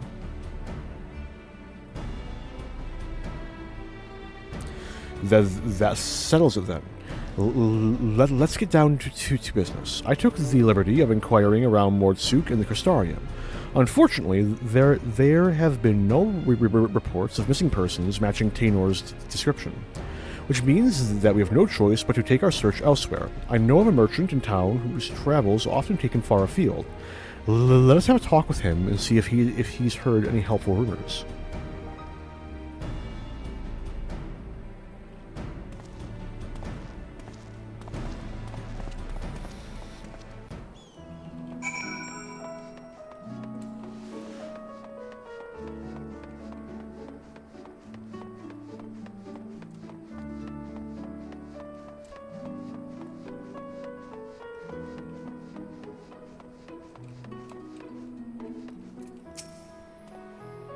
The two of you are far too kind. I cannot thank you enough. Impressive how Tanor's managed to keep himself together, eh? The boy's maturity beyond his years, no doubt. Rumors of a missing boy, you say? Funny that you ask. It's a long shot, I reckon, but I overheard something the other day that might be of use. On my way to Mortsuk, I stopped over at the inn at Journey's Head. There I met an ailing mage. As the Karis told it, he'd been ambushed by sin-eaters and was separated from his child in the battle. Bloody hells, could it be? If the sin-eater that attacked the poor man was Phronesis, that would explain everything. This man you speak of, he could be my father? We must go to him at once. Agreed. I only hope that the man is... No, there's no point in presuming the worst. Let us make for the inn and see what the carers there can tell us. The man was in rough shape, I fear. For the child's sake, I hope he's doing better than when last I saw him. Hunt's still here. It's not an A rank, is it? Let's find out.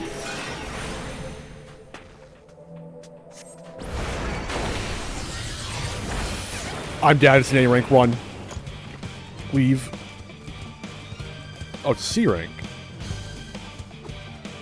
Yeah, probably not. It's definitely not worth the time. If Fire 3 did that little damage, then I'd be here all day.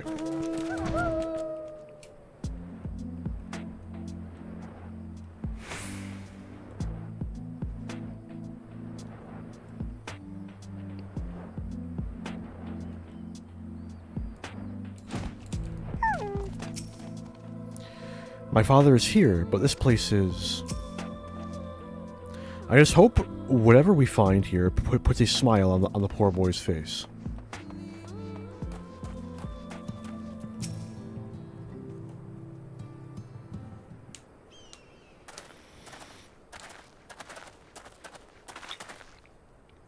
Oh there, I hear that there's a mage in your care who's lost his boy. Well, I do believe we have him right here. Him? I fear there might be some mistake. The boy in question has already been found. This is him, right here.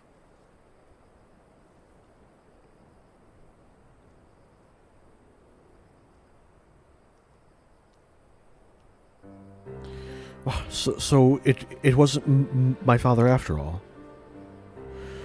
This boy with you, he too has been separated from his family? Just so. We heard that a man here was looking for a son, and we just hoped. Alas, it seems it wasn't meant to be.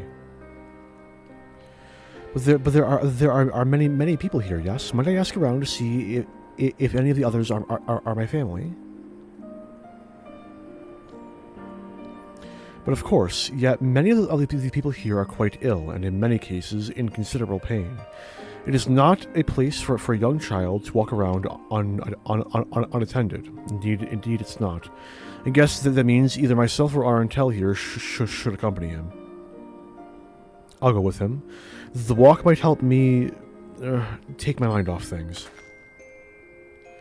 Not a bad idea. If the lad doesn't mind, I reckon Tanor would rather be with someone his own age.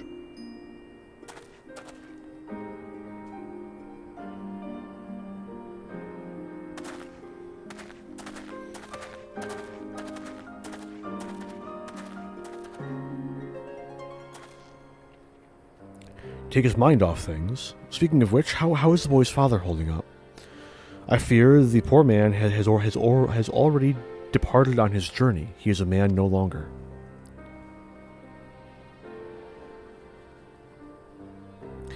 The child insisted upon staying by his father's side until the last. I permitted this out of respect for him, though part of me regrets the choice. None so young should suffer such horrors.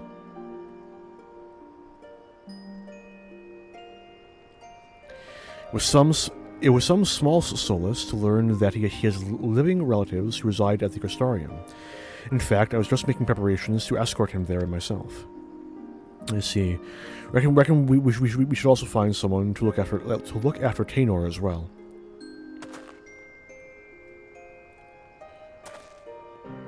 Don't get me wrong, friend. I haven't given up on the prospect of finding the boy's family, but we have no other leads, and a deadly sin eater is still on the loose.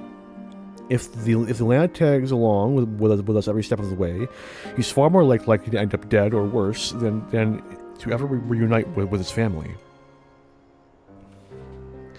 Here's what I propose. We find someone to watch over Taynor for the time being, get back on the hunt, and gather whatever clues we can about his origins along the way. Very well, but we must see that he is safe. Aye, that goes without saying. Let us have a talk with the proprietor of the Wandering Stairs. He's a kindly enough chap and knows damn near everyone in these parts. With any luck, he'll be able to direct us to a willing and able guardian.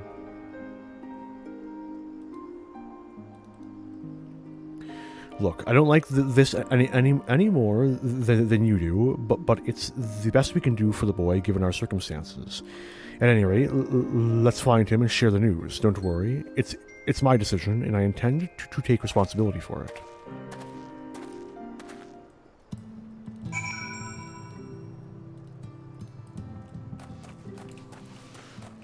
Wait, who?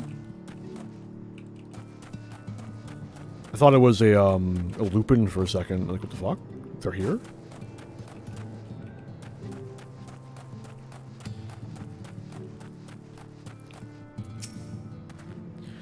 I'm sorry, it's all my fault. Bad news, friend. It seems the two young ones got into a quarrel of sorts, and Taynor up and ran away. Seems the lad mentioned how he'd come out of one of the hollows. The other boy put two and two together and figured he'd been attacked by a Sin Eater. Then I said, my dad was attacked by Sin Eater, and then he turned it into one himself. So I asked, what if you turn into a Sin Eater too? Taynor's face went all white. He kept saying, "What do you mean? What do you mean?" Over and over and over again. I just couldn't take it anymore. Before I knew it, I was shouting at him, "Shut up! Just shut up! I bet you're turning into a Sin Eater already. Why did I say such a mean and nasty thing?" Don't be so hard on yourself, lad. Both of you have had a rough go of it these past few days. Nobody could blame either of you for feeling a bit on edge. But we must hurry and find Taynor before he comes to harm. Let's split up. I'll search to the west, and you take the east. Be careful out there.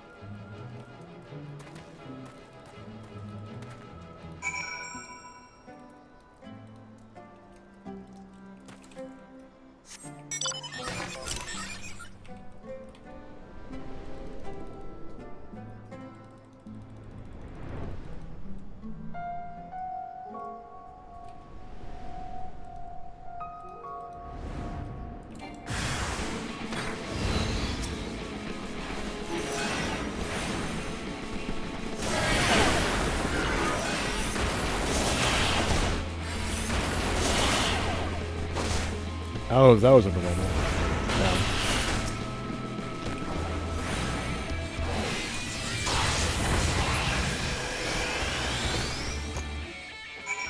You know, I've always gotten the impression that Fire 3 should have a very small AoE radius.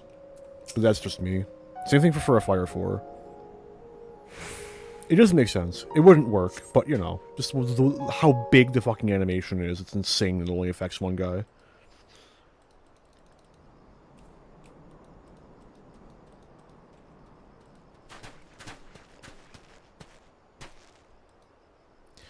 When I heard the clamor of battle, I feared the worst, but I see that you have everything under control. Are you okay, lad?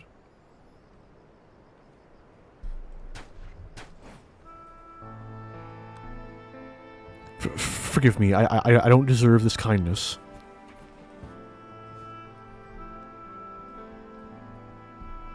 I was just so scared. I was worried about what would become of me if I never recovered my memories. And then I started thinking, what if I ended up like that boy's father? What if it's already happening to me? That's one matter you needn't worry yourself with. The carer who examined you told me as much. You suffered no direct wounds. You're in no more danger of turning into a Sin Eater than Arentel or me. Is that so? That's good to hear, but I I must apologize to that boy. I should have known better than to badger him about such things, especially after what happened to his father.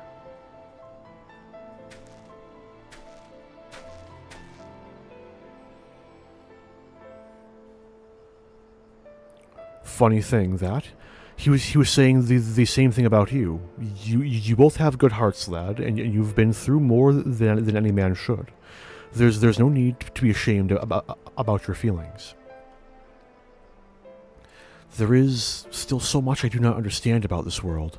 Why does no one here know of me? Am I doomed to be alone for the rest of my days? Why must it be this way? If only I could remember something, anything. I'm sick of not knowing who I am. I'm sick of being alone.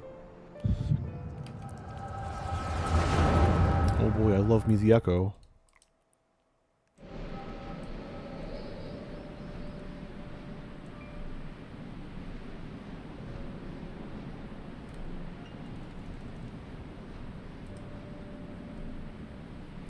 Now it's your turn, Taynor, and do not be disheartened by your last attempt. Even the greatest of mages have known failure.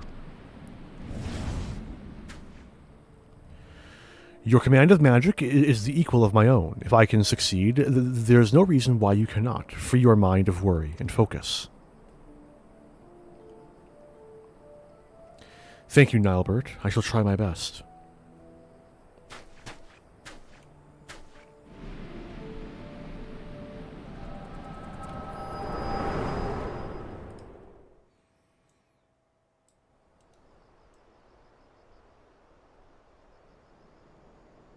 Wicked White, are you all right, Arentel?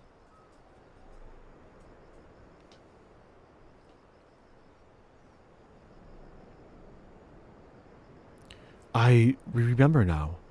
I was standing here on these blighted plains, my hand hung low in shame. Then Nilebert turned to me with a smile and heartening words.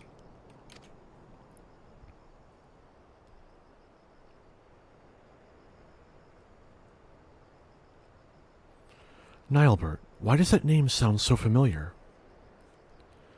I reckon we've much to discuss, but not in this god's-forsaken place. Let's head back to the inn and see if we can't get to the bottom of this.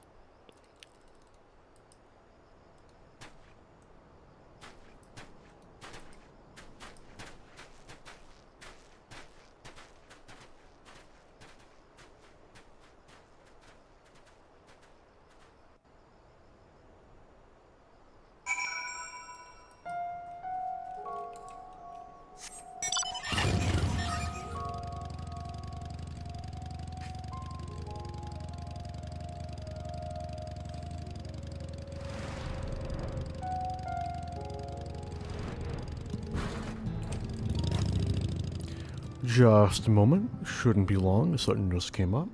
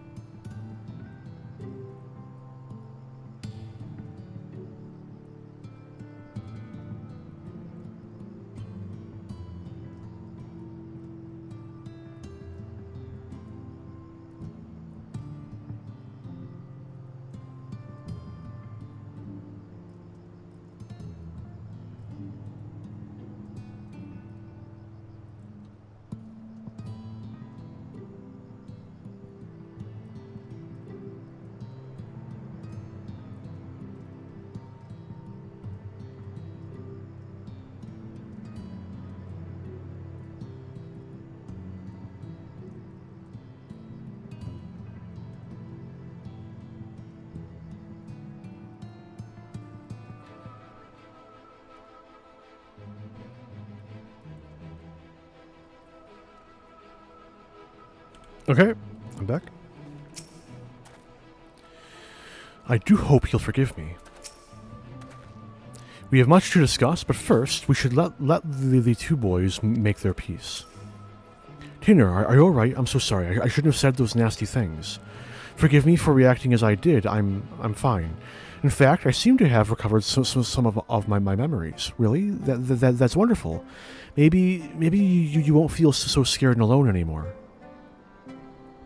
I'm leaving to go live in the Crystarium with my relatives. Promise me you'll come visit. I mean, after you get your memories back and all, of course. It's a promise. Until next time, my friend.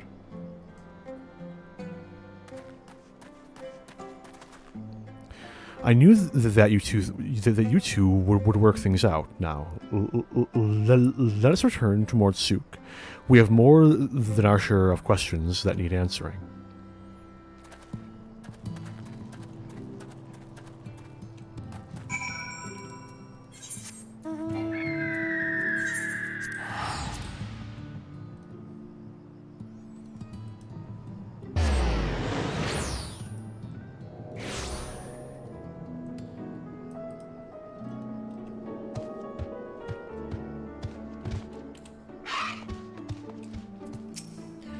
I can't help but feel I also made promise to that boy in my memories. Nilebert, was it?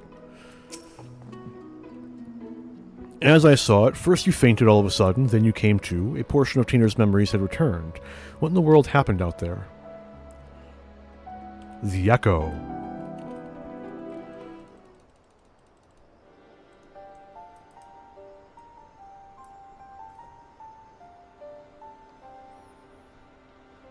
The power to look into the past, eh? And you're certain that what Arntel described matched up with your recollection of the past? I don't know how to break this to you, lad, but your friend Nilebert, that was with you that day, he's no ordinary boy. He's done other than the very man who became Phronesis, one of those goddamn warriors of light. If he was just a young child in your memories, that means that what you saw took place over 100 years ago. Would that it were just a coincidence, another boy with the same name, but no, judging from the formidable command of magic, we can only assume it was him. On the way back, I managed to recall some more about Nilebert and myself. We were taken in by a group of mages, a consortium of sorts. They were searching for a means to open a hole to another world, and were recruiting young children with high magical aptitude for the task. Nilebert and myself were the two they chose. You can't be serious, and yet that would explain the Sin Eater's ability to summon those damned hollows. And if you possess that same knowledge and training as Nilebert did, it could also explain why you were able to survive in there all that time. But what I don't understand is, why haven't you aged at all? I cannot say for sure, and yet my memories, they are slowly coming back to me. In time, I may be able to help you find a way to close the hollows. You'd be a lifesaver if you could, but don't overburden yourself. If you're still recovering, after all, in the meantime, don't worry. Arntel and I will see that you're safe.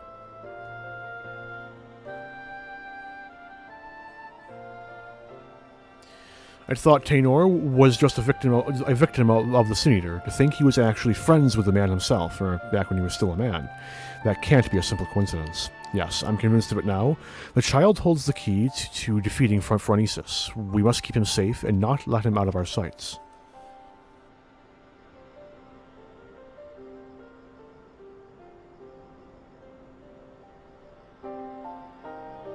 Don't mind me, just choking on my coffee.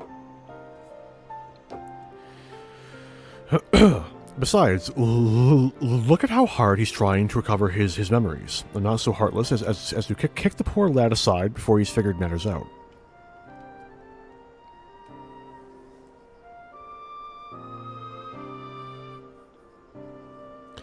But we can't very well rush things. You and I will continue to prepare for the battle ahead, while waiting for the rest of Tainor's memories to come back to him. Ah, that is to say, if it's all right with you, lad. I'm sorry, I couldn't possibly burden you any further. Look, lad, I've only known you a short while, but I can tell you've a good heart, and a good heart, and a good head on your shoulders. I can only begin to imagine the horrors you've been through, not to mention the fears and uncertainty you face even now. But I want you to promise me this: no more apologies. You're no burden to us, not in the least. You're a valuable member of our band, and as long as you're willing, I want you with us. Isn't that right, Arntel?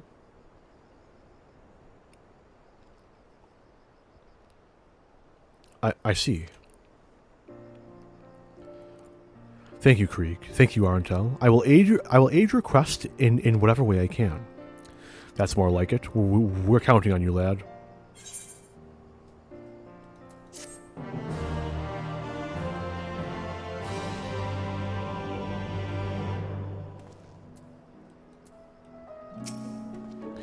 You and Krieg have shown me no end of kindness, and will do all in my power to recover my memories and return the favor in whatever way I can.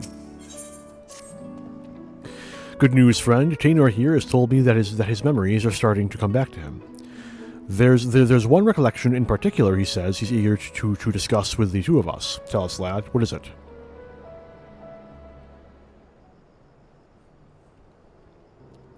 As time goes by, memories of my earlier days return to me piece by piece. Nilebert and I were born to members of a great consortium of mages. From our earliest years, we were tutored in the magical arts by some of the realm's greatest scholars. The consortium's leaders sought to find a way to open a hole in time and space, a portal to other worlds from which they could summon forth beasts of great power. Nilebert and I were chosen to participate in the research. Summoning great beasts from beyond our world. You're a mage, Arentel. Is that even possible? Oh, quite. Perhaps he speaks of Voidsent. Voidsent. Never heard of them, but I'll take that answer as a yes. Mages come up with the damnedest ideas, and yet I don't understand. Why ever would they use two boys for such a dangerous experiment? The beasts our masters sought to summon reside in the planes most distant from our own. Reaching across such a great distance requires a tremendous store of innate ethereal power.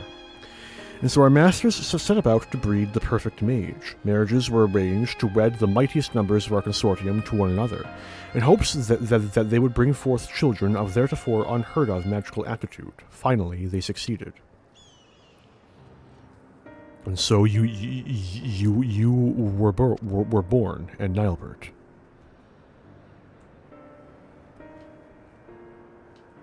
Indeed. From even before we could speak, we were taught the complex incantations required to breach the boundaries between worlds. We practiced these spells day after day, night after night, for what seemed an eternity. At long last, we were deemed ready to attempt the summoning.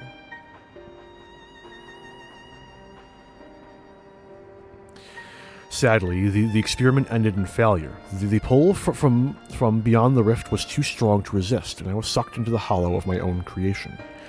There I remained trapped, alone and adrift in that empty void. Till Arentel called me back to this world. Alas, over a century had passed since that fateful day.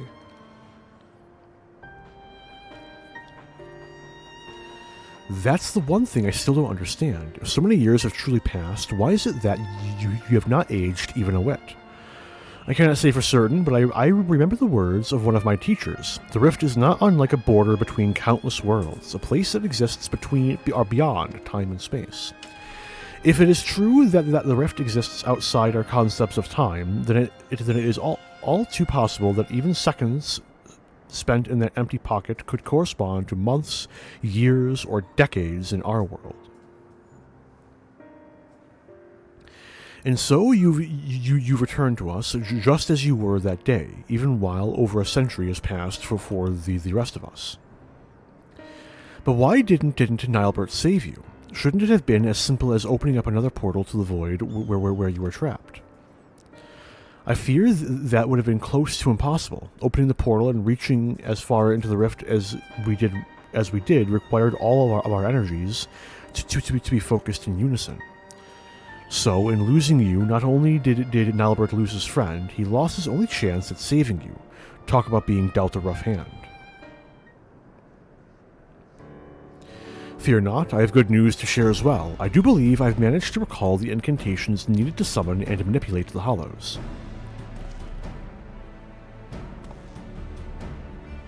Summoning beasts from beyond the rift is far beyond my powers, but I just might be able to seal up the Hollows for any so enjoys summoning. What say you, friends? Shall I give it a try?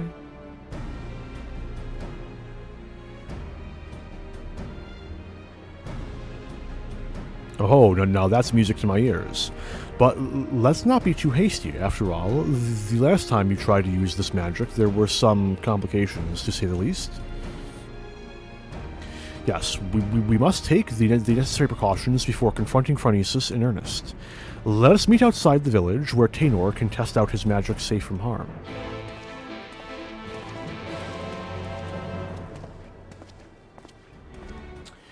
And just another moment, as exactly what I expected would happen is happening.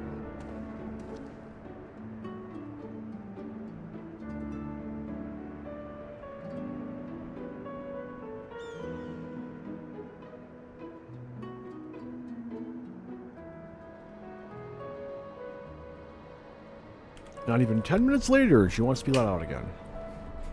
Oh.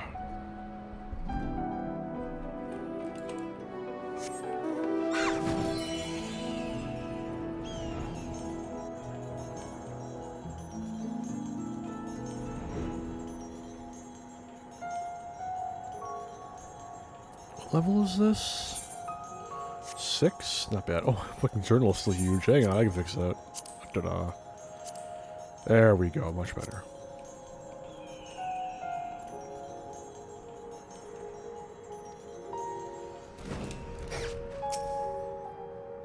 Ever wonder what the world looked like in those days before the flood? I suppose we could ask the boy.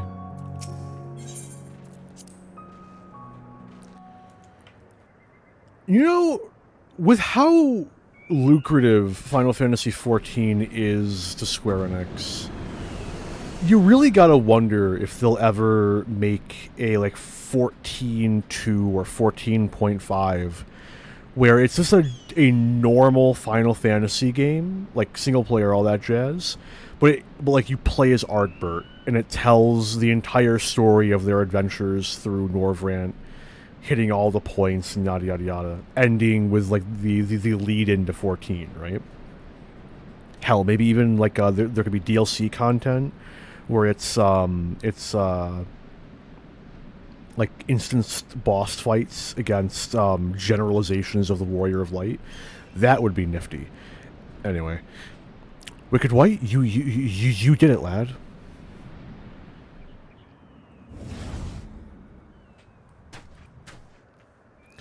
Sadly, I have not the strength to reach further beyond, nor keep the portal open for more than a few moments. No, I will need further training before I can face...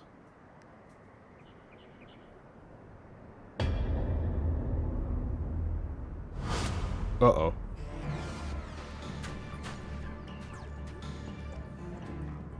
Phronesis, where the hell did that bastard come from?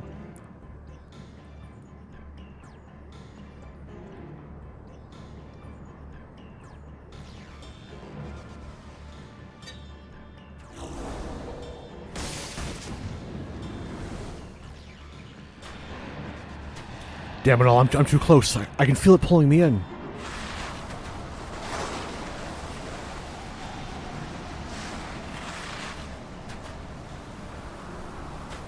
No, Nalbert, these are my friends. You mustn't hurt them.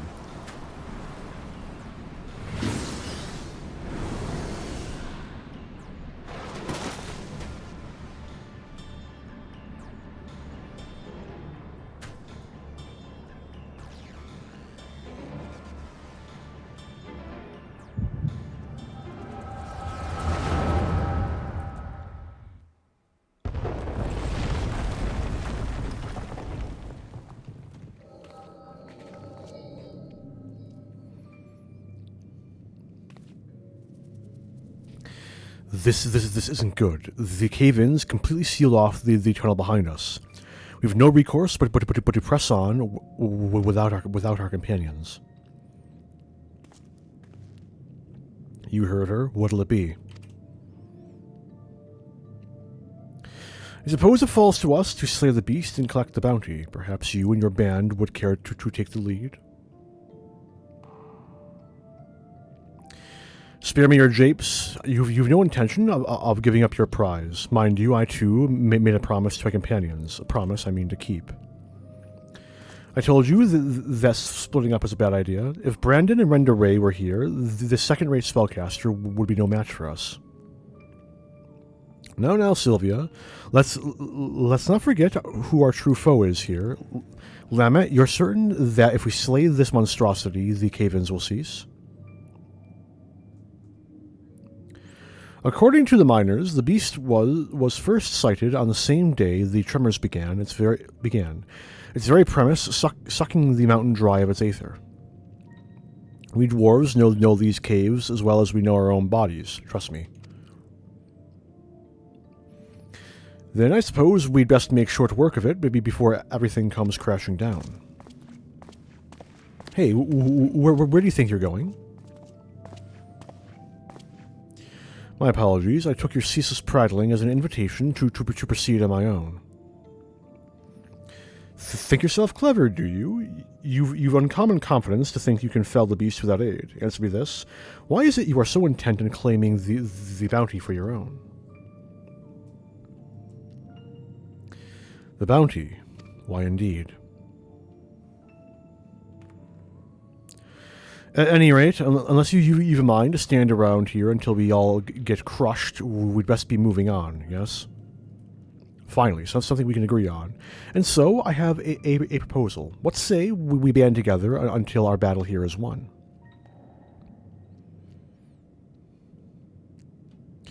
The tremors grow stronger. No doubt a cave-in is imminent.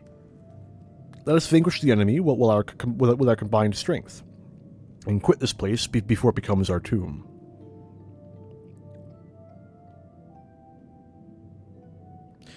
Until the battle is won, then. After that, I go my own way.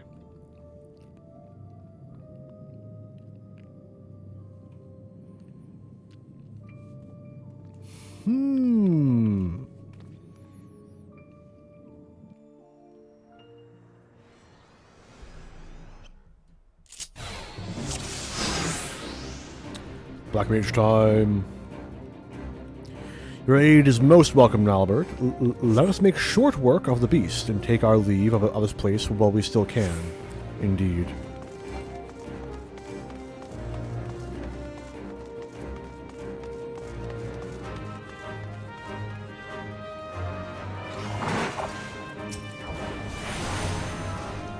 They come, Albert. We'll draw our foe's attack.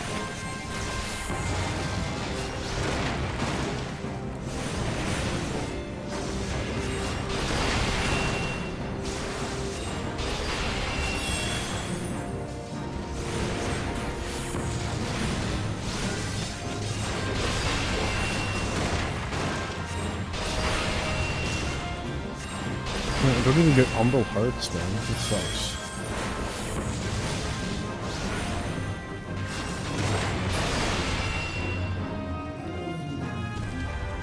It seems we're not the only ones stuck in here, eh? I have a bad feeling about this.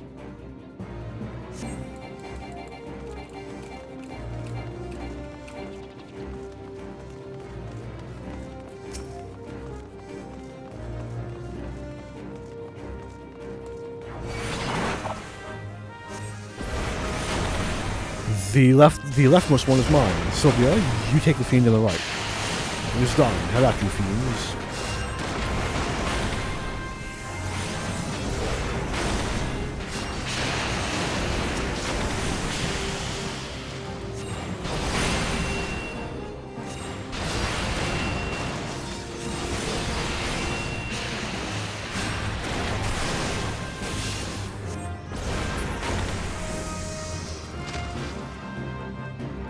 What's this? It leads deeper within. We really should have asked for a map. Not that it had been much use after all the cave-ins.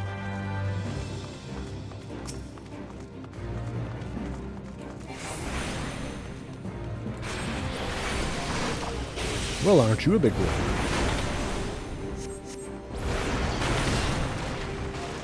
No, I fuck up the sidecast.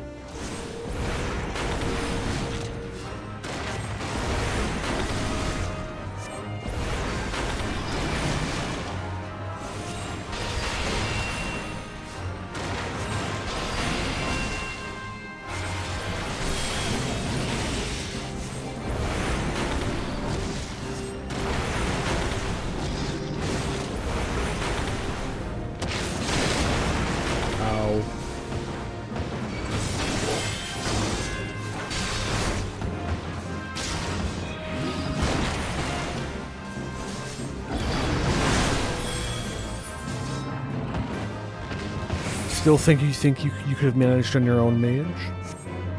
Perhaps it would have been more of a struggle than I expected.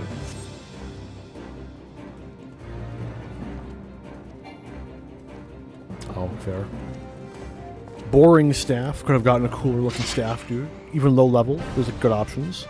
You could have gotten like the scarab one from the Temple of Karn. That's him. He's the one who drinks of the mind's aether. All right, let's put this oversized bull out to pasture. Nilebert, with me. My magics are yours for now. I will take the front. The battle is on.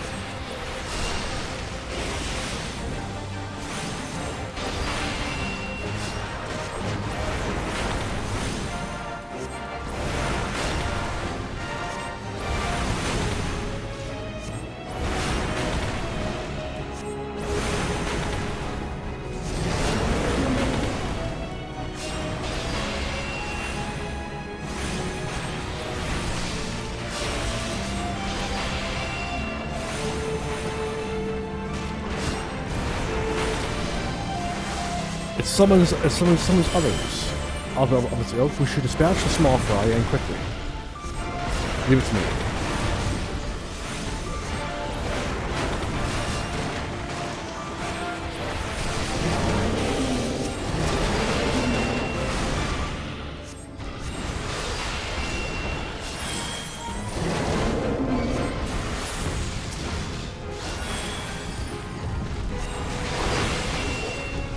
God, this one looks like trouble.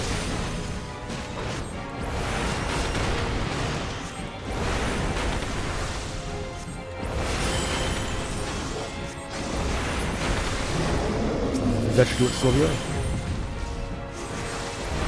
Silva.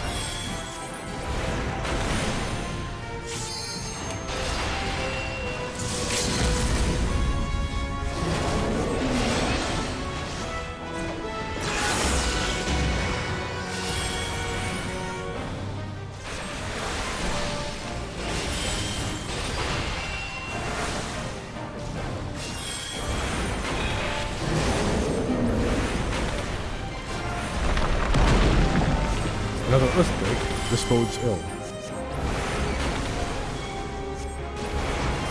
Maybe fucking people will learn to stop standing the goddamn AoEs.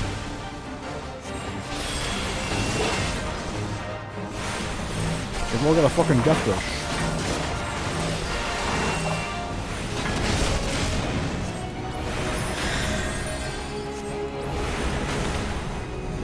Wow, the proper use of Cure 3. I'm impressed.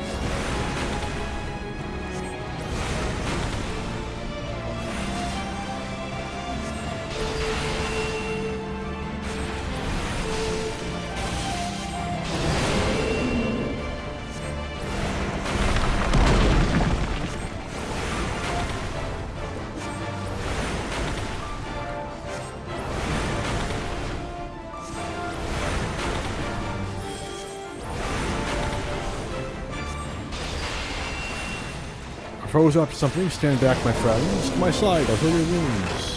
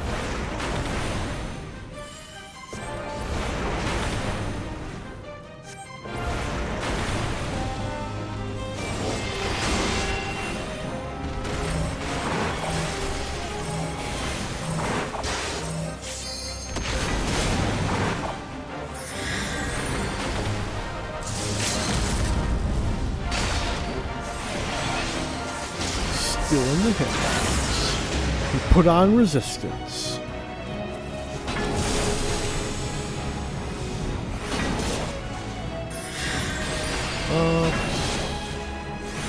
Come back, send some full power, get behind me quickly, get down. Ow, my health. Silver, are you alright? Damn it. We can't keep this up much longer. Strike with all your strength.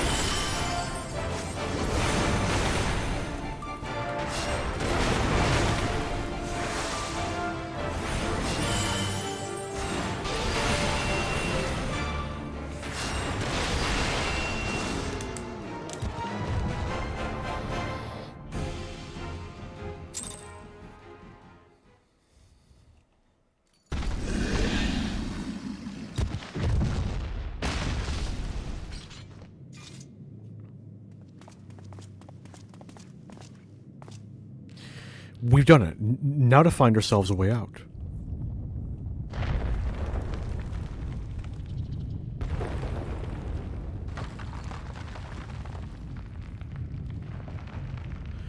The tremors continue, but why? The fiend has been vanquished, and its aether returned to the mountain.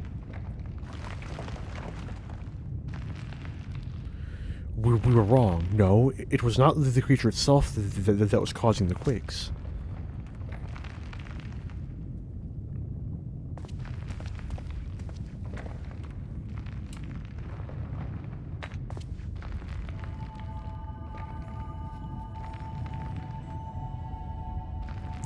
Ah, yes, the crystal courses with nigh inconceivable power.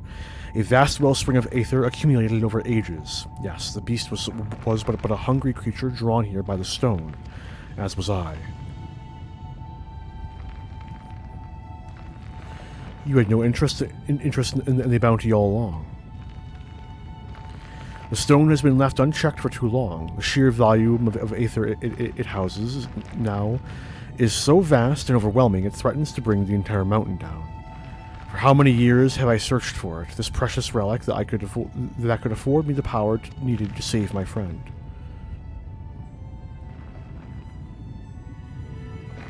You mean to take the stone from this place?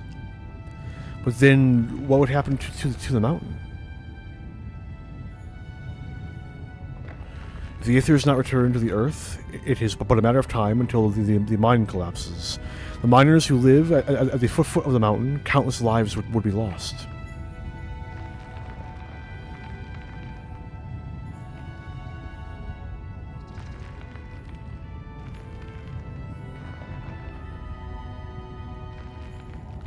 There's no time. What can we do?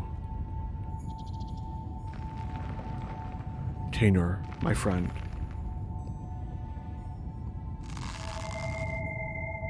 Damn it. Damn it all.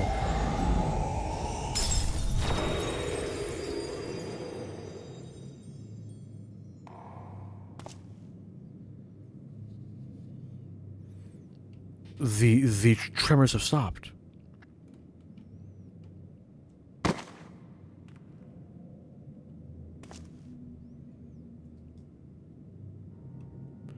Tainur, pray forgive me. I promise you this. As long as I walk this earth, I shall never, never give up hope.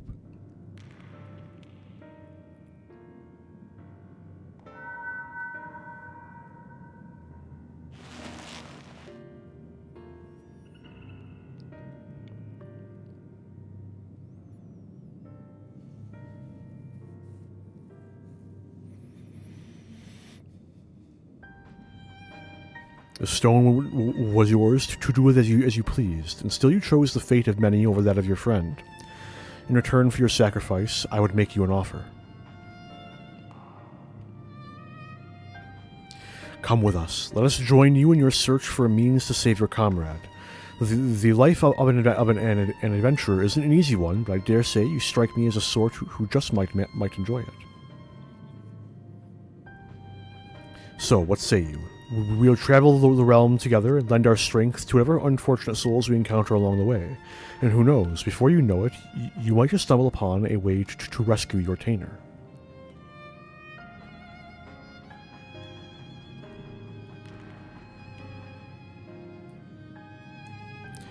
I would like that very much.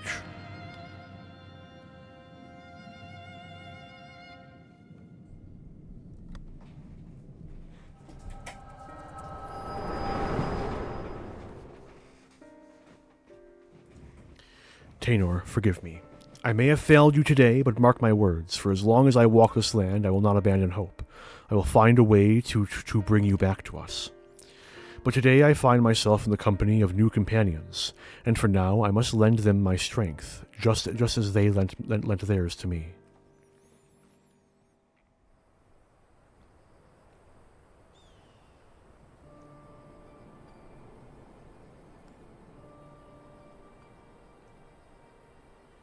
Arntel, are you all right?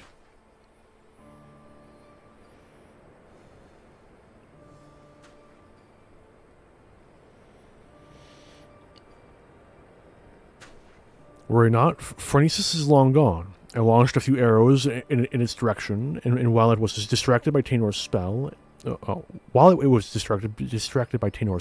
and it just stole away. Anyhow, I'm just glad you're awake and on your feet again. Come now, let's hurry back to Mortsuk before the bastard has a change of heart and comes back for us.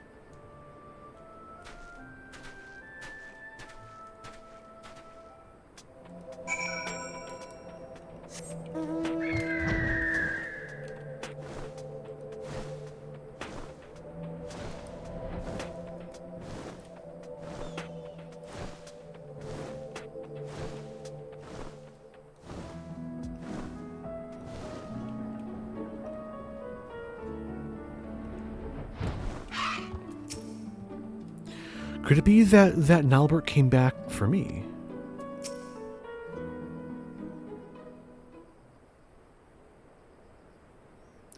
You really gave us a scare back there, clutching your head in pain with a deadly sin eater in plain sight. Let me guess, you had another one of your visions, didn't you?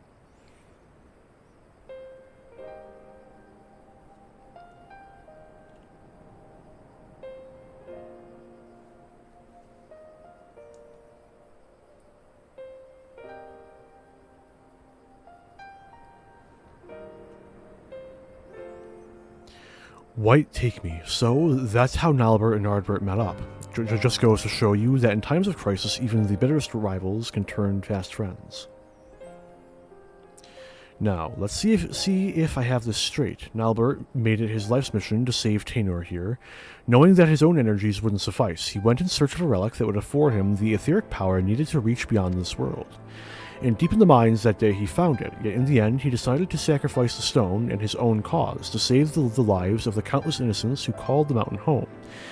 And so did he take his first step down the path of a hero, a warrior of light.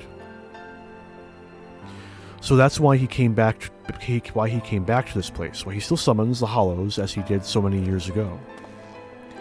Aye, there can be no doubting it, even now that he has become a Sin Eater, bereft of memory, reason, and any sense of his own actions. The ghastly shell of what was once Nilebert still haunts the wastelands, searching for a way to bring back his old friend.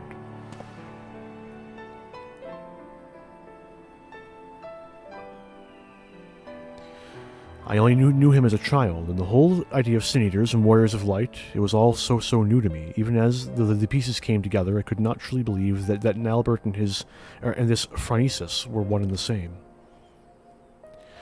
But when our gazes first met standing out there in the wastes, in an instant I knew it without question. This was my friend, a friend who had been searching for me all these years. At last, I know what I must do. I must stop Phronesis, that my dear friend may finally find peace. Together we can do this.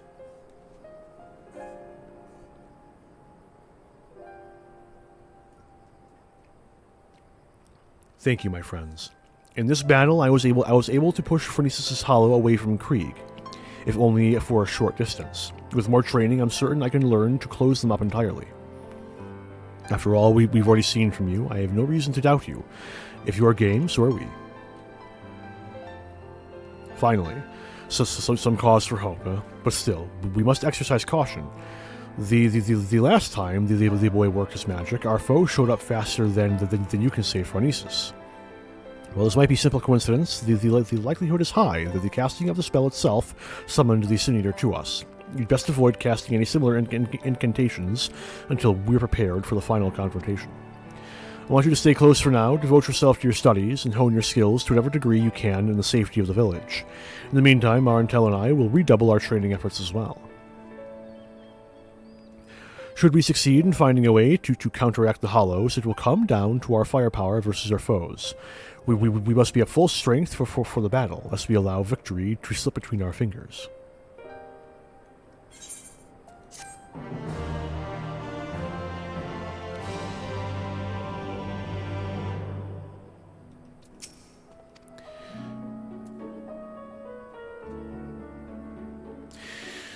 I was just talking with Krieg when I had a thought. If Nilbert regrets truly live on inside Phronesis, might I not be able to reach him somehow, to convince him to leave us in peace?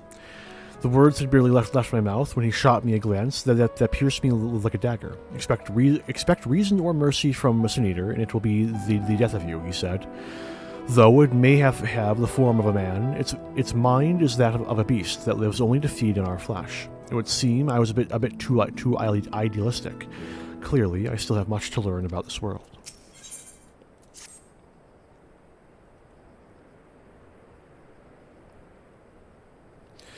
That look in your eyes, yes, I can see that you have gained much strength since last we met. You'll be pleased to hear that Taynor has managed to make steady progress in his training as well. The boy believes he has regained much of the knowledge and skill he possessed before getting sucked into that pocket of time and space.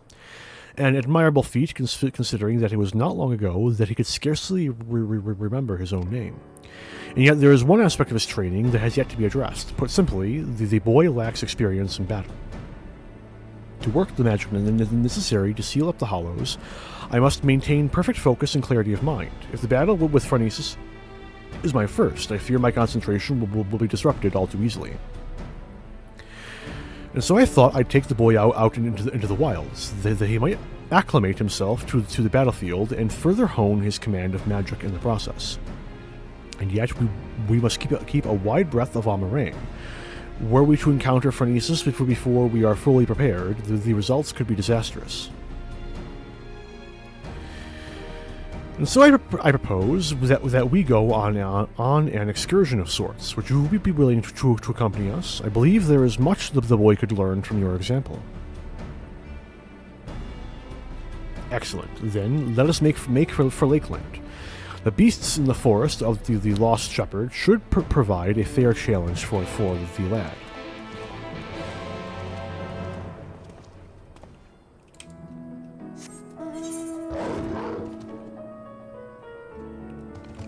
That's a tough one. I think it's faster to just fly there, but it would be close.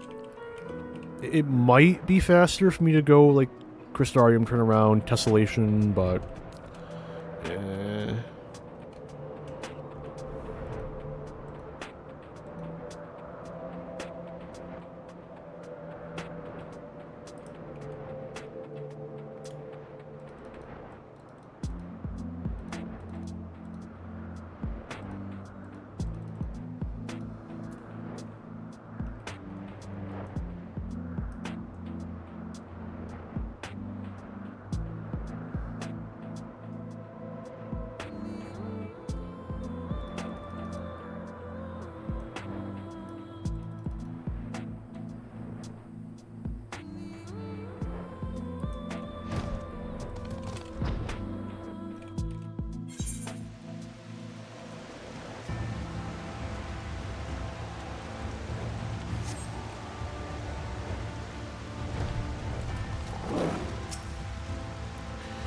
This outfit was a gift from Krieg.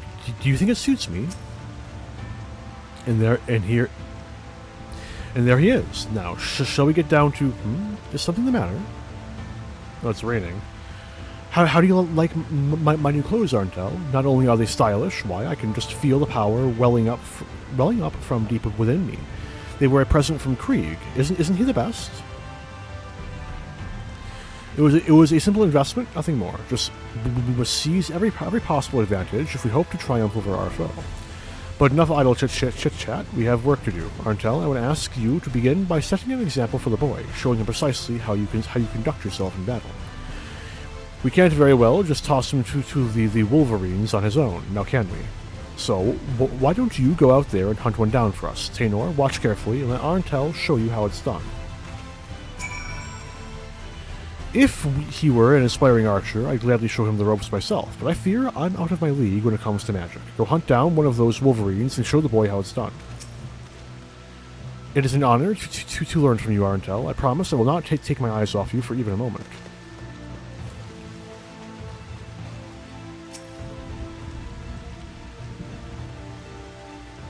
Okay, step 1. Bonk it in the head. Just hang in there. We're going to be here in a minute. Yep, you can see it going down. Every, like, third hit? Oh, make sure you don't get hit. Don't get hit by the AoEs. Oh, there we go. Another tick. Yeah, we're gonna be there in no time.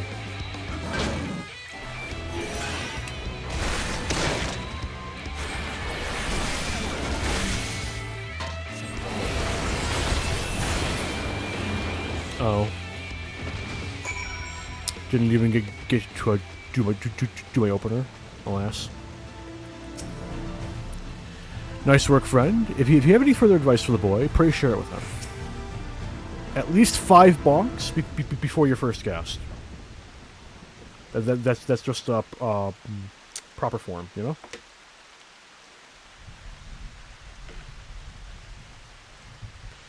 That was incredible. The sheer destructive power of your spells, the way you seamlessly weaved one incantation after the next, everything. But tell me, what would you say is the most important thing a mage should keep in mind when doing battle with a fearsome foe? Casting your spells in proper sequence is key. Ah, but of course, thank you, Arentel. I will endeavor to put everything I have learned from you into practice. Well, here goes nothing.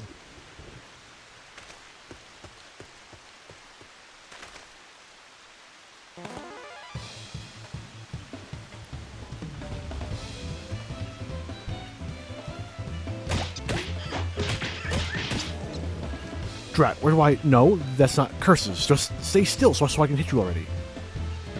Steady now. Don't let the enemy fluster you. Keep your focus. Right, focus. You're a feisty one, aren't you? Ow, that's nice. God, I've seen enough of this.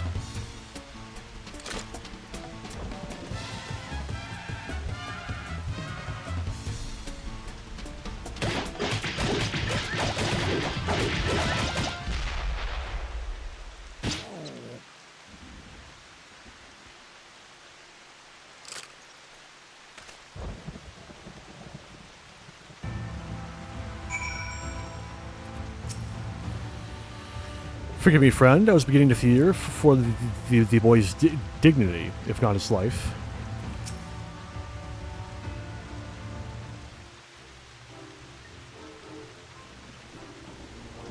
Oh dear, that didn't go nearly as well as I hoped. Don't get so down on yourself, lad. I shouldn't have jumped in the way I did. I dare say you were starting to get the hang of it. To get the hang of it there at the end. I thought it would be a simple enough task to follow Arentel's lead, but when that savage creature stared me down, I was too flustered to put what I learned into practice. Indeed, it is not the strength of your magics that is the issue. You simply must learn to compose yourself. What do you think, Arentel? Are there any other words of wisdom you might offer me? Believe in yourself, and you'll be fine.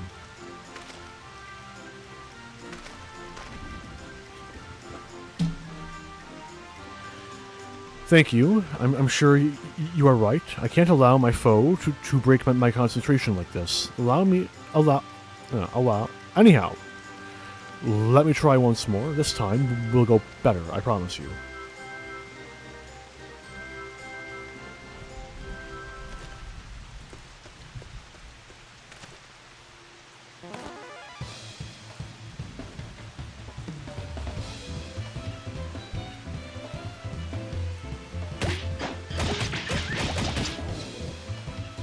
Yes, the boy will be fine. I must stay my hand.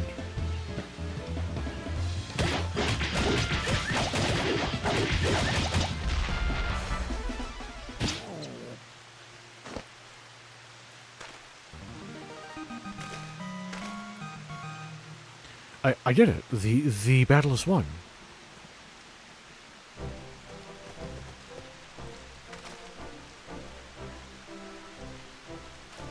Now that's how you wallop a Wolverine. Well done, lad. I'm proud I could be here for your first victory. You are far too kind. I couldn't have done it without you and our intel here to show me the way. You have my thanks. But don't let up now, boy. You must keep battling until all that you've learned becomes second nature. Now, are you ready?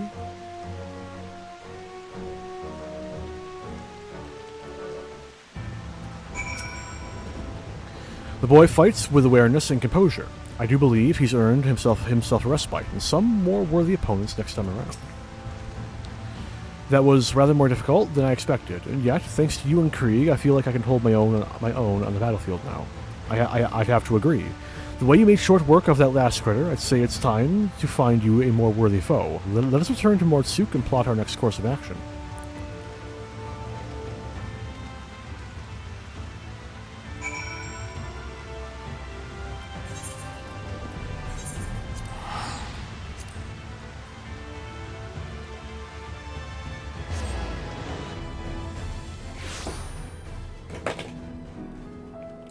Chaos, Wreck and Ruin.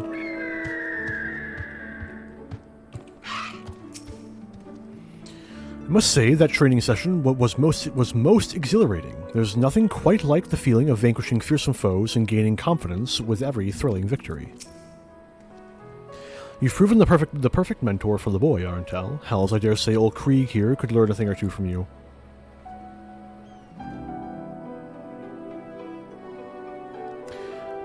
You've taught him not only how to wield his spells in battle, but how to maintain his focus in the face of danger. With these fundamentals under his belt, it's just a matter of time and practice until he's ready to face Phronesis. I promise you, my friends, I will not let you down. Now, if you'll excuse me, I'd best go and write down all I've learned today while it's fresh in my memory. Such passion and determination. This must be the boy he always was, before his time beyond the rift stole from him his memories and spirit. He devotes himself to his training that he might help us fell Phronesis and bring his friends a measure of salvation. There's no telling what course the battle will take, but I suspect the boy will be forced to confront his past head-on. It will not be easy for him, and yet I believe it is a necessary step for him in order to forge himself a new future. For Taenor's sake, and for the sake of those who call Amarang home, we must triumph in this battle. Not to mention, for the sake of our coin purses, at any rate, I will leave you to your training and return to my own. The final confrontation is close at hand, and we must be ready.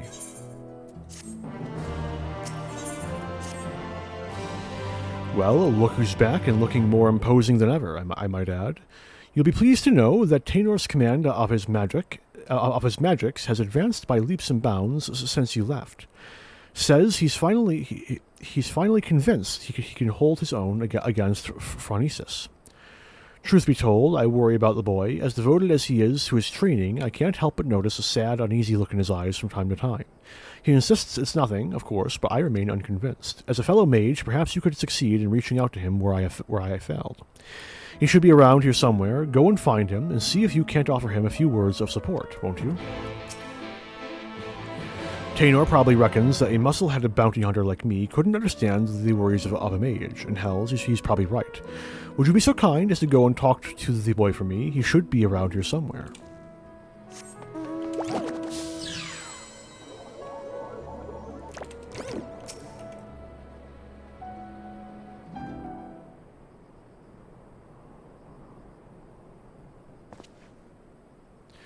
Oh, hello there, Arntel. Is there something I can do for you?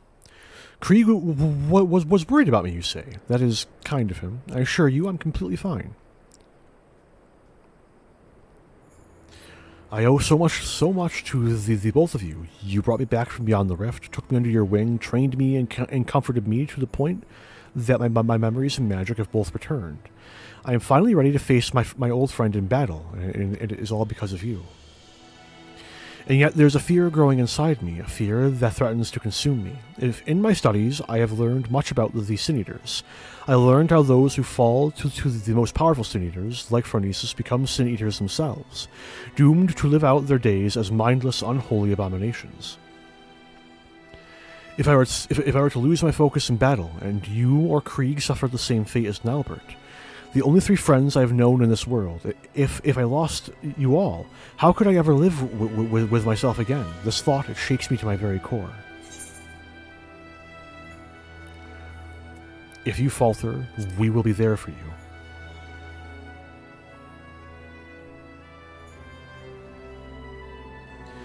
You are right.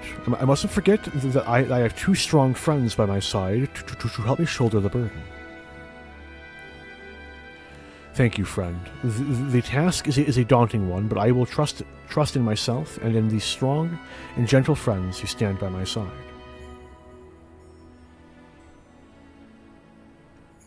Nothing will make me happier than to help Nilbert find peace. That is not the only reason I fight this battle. I must repay you and Krieg for all you have given me. Not only did the 2 of you bring me back to this world, you have instilled me with a newfound sense of purpose. And yet, when the battle is done, you will leave this place. You will embark on new adventures with new companions. Worry not, I will not hold you back or stand in your way.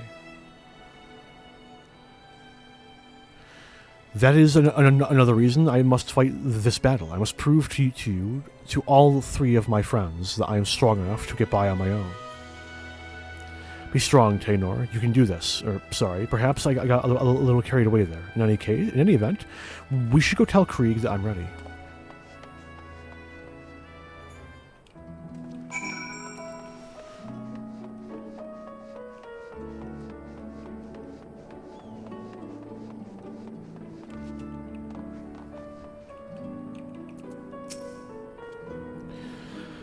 I asked Krieg what he intends to do after the battle is over, but he just scowled and told me to focus on the task at hand. Do you think he's feeling sad about us splitting up too? Or don't tell him I said this, of course. You're finally back, I see. I was starting to get worried. I trust this means you're ready to do battle with Phronesis. I am. Let us put an end to this nightmare and set Nilbert and the people of this land free. That's the spirit, all right. The plan is to lure Phronesis to us by the same method as last time. We will venture to the center hills of Amber, a safe distance away from the city, and Taynor will summon forth a hollow. It should only be a matter of time before our quarry arrives. I believe our chances are best if we can lure Phronesis to a wide open space, where we will have complete freedom to maneuver. The hills of Amber should suffice. If you are ready, let us away at once.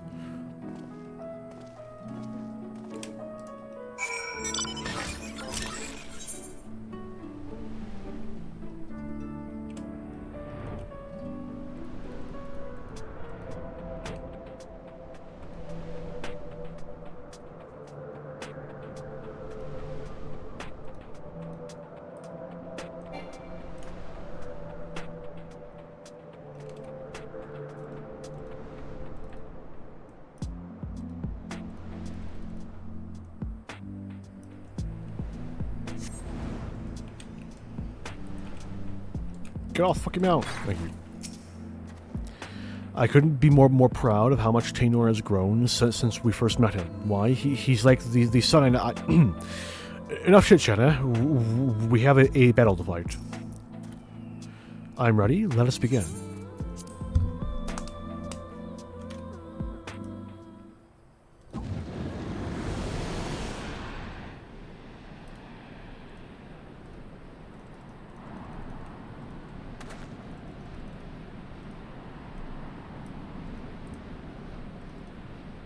Over there, it's him.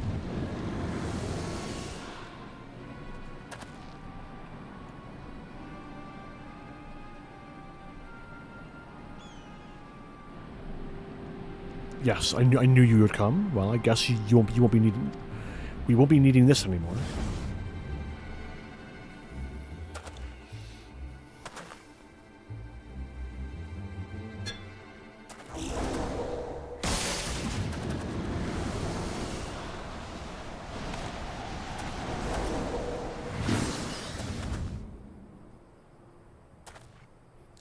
Give it up, Nilbert. My spells are more than a match for your own.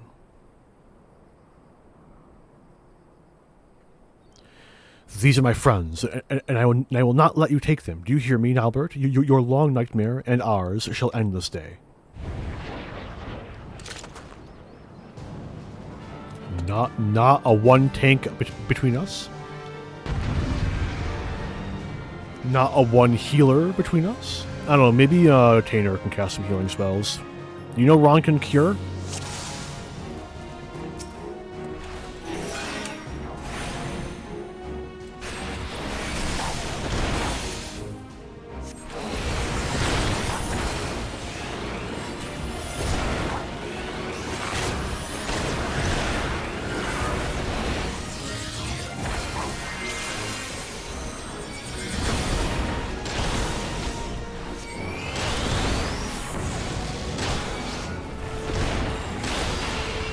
Oh my god!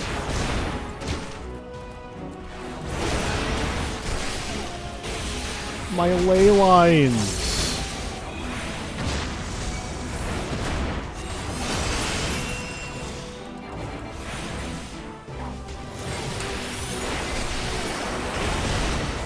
Just because you weren't cool enough to have ley lines doesn't mean you could deny me mine. What an asshole.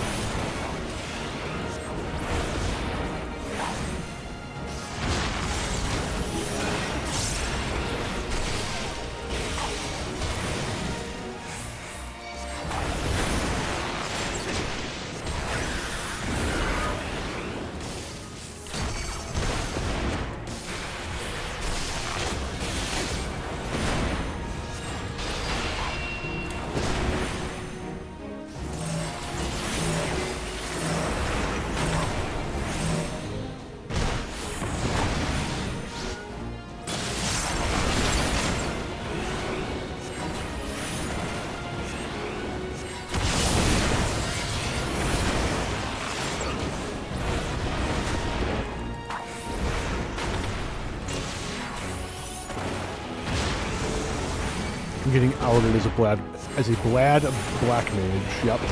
Yep.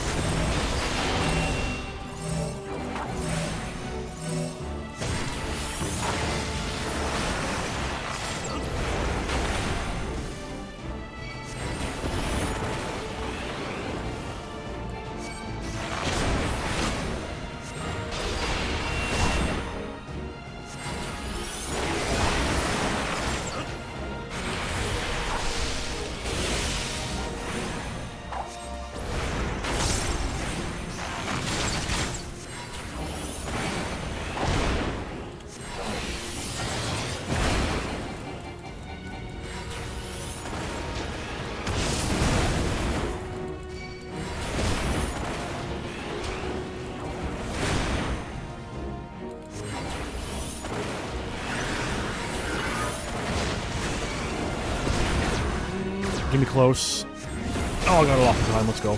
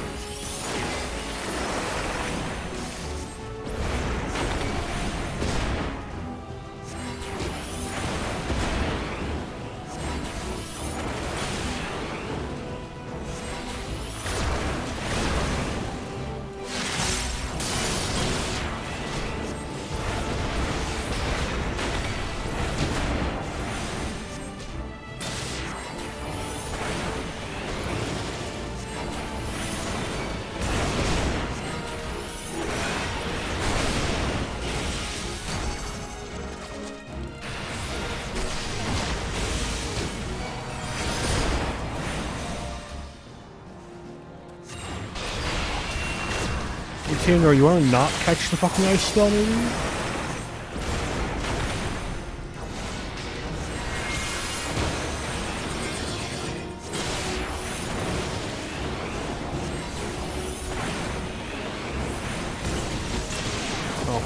fuck's sake.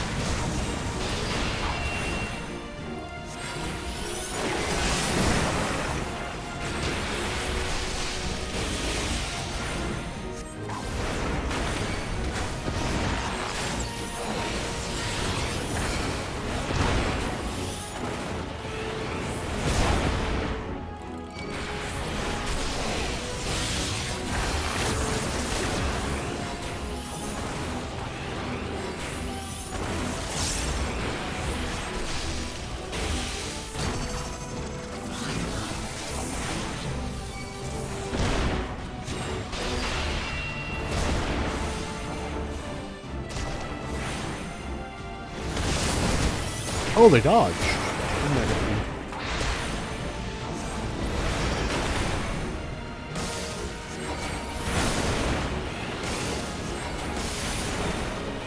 Fuck it. Fuck you. I win. Greed wins. Who was healing me? I wasn't paying attention. I was somehow regaining health at a rate way faster than natural regen during combat.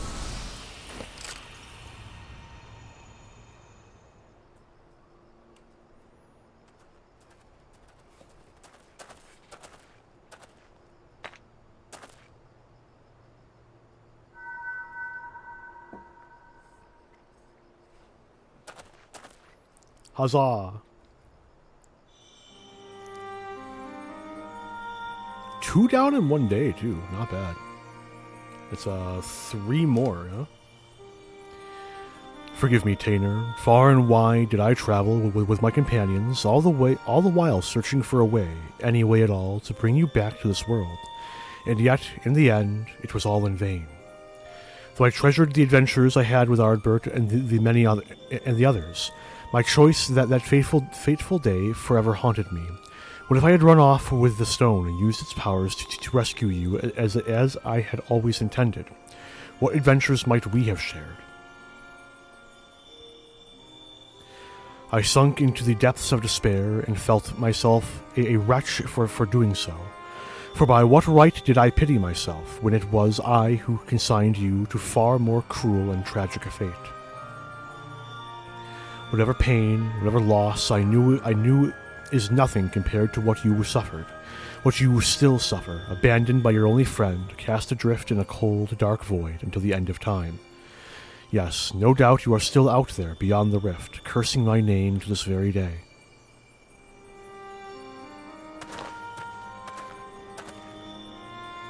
That's not true, Nalbert. I'm right here.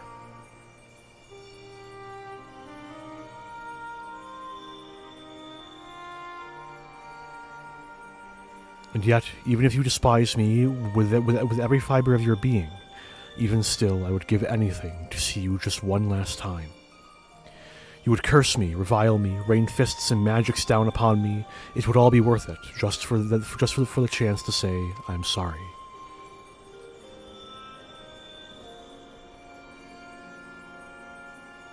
Stop it, Nalbert, please. Stop saying those things. Even after you had your mind, your heart, your very humanity ripped from you, still, for all these years, you kept searching for me. How could I ever hate my best friend? Don't you see, old friend? It was it was Arntel here who brought me back to this world. It was you who guided him to me. You have suffered long enough, my friend. I can take care of myself now. You need worry about me no longer. So please, rest peacefully.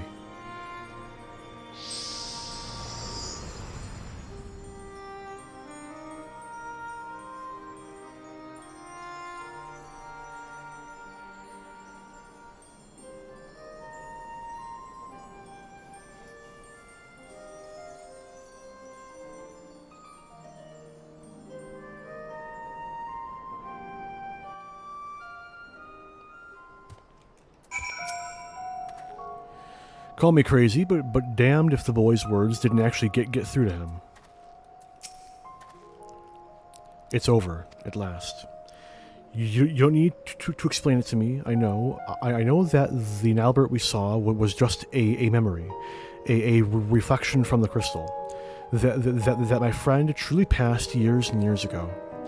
And yet, even if those words will never reach Nalbert, simply saying them aloud gave me a measure of peace. I have no regrets today. But we should be getting back to town before any more Sin Eaters take notice of us, yes? I'll say, after that battle, I could use a rest, and I reckon Arentel here could as well. Shall we head back to Mortsuk?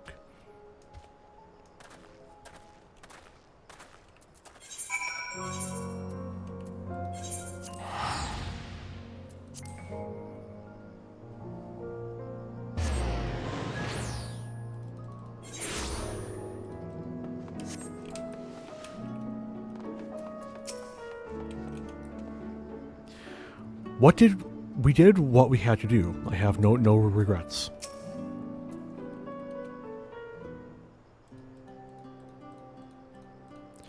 Well, if it isn't the man of the hour, I'm happy to report that the tales of our triumph are already spreading across town like wildfire. Word has it, the merchants are so grateful that they intend to sweeten the bounty with a generous personal reward. My friends, I have no words to express my gratitude. Thanks to you, Nilebert has found peace, and I can finally close the book on this chapter of my past. Every day, I thank the gods for having brought us together. The feeling's mutual, lad. To be honest, I wasn't sure what to expect when you popped out of that hole, but it's been a pleasure having you at our side. So tell me, now that you've made peace with your past, what do you plan to do with your future?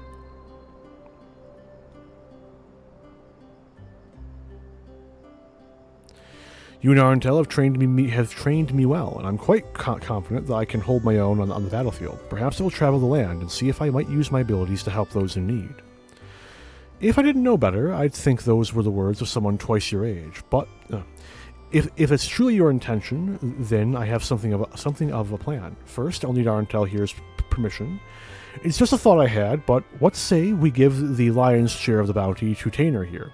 I reckon he needs it more than we do, and besides, we couldn't have won the battle without him.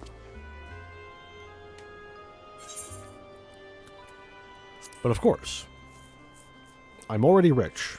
I need not more gil. I knew you'd feel the same. It's the least we can do to help the boy forge a path and a future for himself. My friends, I could never take advantage of your kindness like that. Think nothing of it. It's not easy for a boy your age to make his way in the world, and this is the least we can do. Think of it as a parting gift from your brothers in arms.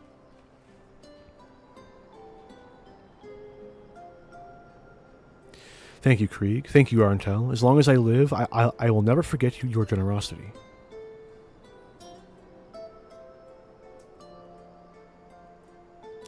Finally, I've one last proposal for you, if you're keen to hear it. There's this bounty hunter I know. He can hold his own with a bow, but he's always thought he could take on bigger marks if he had a skilled mage at his side. If you're looking for a partner, that is. Krieg, you couldn't possibly mean. Of course I'm saying it. So what'll it be? Yes, a thousand times yes. Why, nothing would make me happier. Then I suppose that settles it. Welcome aboard, lad. I've got a feeling that this is only the beginning of a rewarding relationship. And on that note, I do believe my new partner and I are off to the Castarium to find ourselves a new mark. If it's not too much to ask, why don't you join us there? I still owe you your share of the bounty, and I reckon it's a good place to say our proper farewells.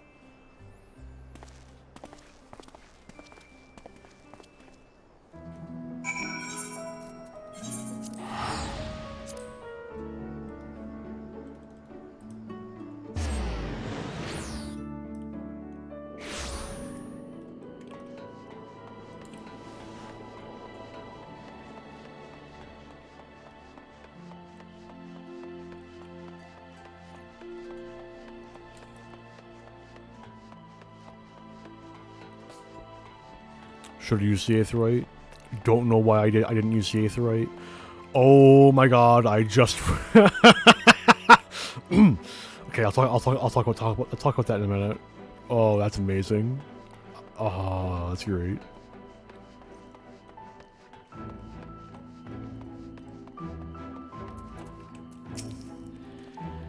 The path ahead will not be an easy one, but there is one thing I know. Where I once feared the future, now I welcome it. Ah, Arntel, glad you could join us. Tina and I just arrived a short while ago ourselves. The boy's keen on starting his new life as a bounty hunter, to say the least. He's got no end of questions, but there's only so much I can teach him. The rest he'll have to learn from experience, and so I intend to do what I can to show him the world and keep him safe.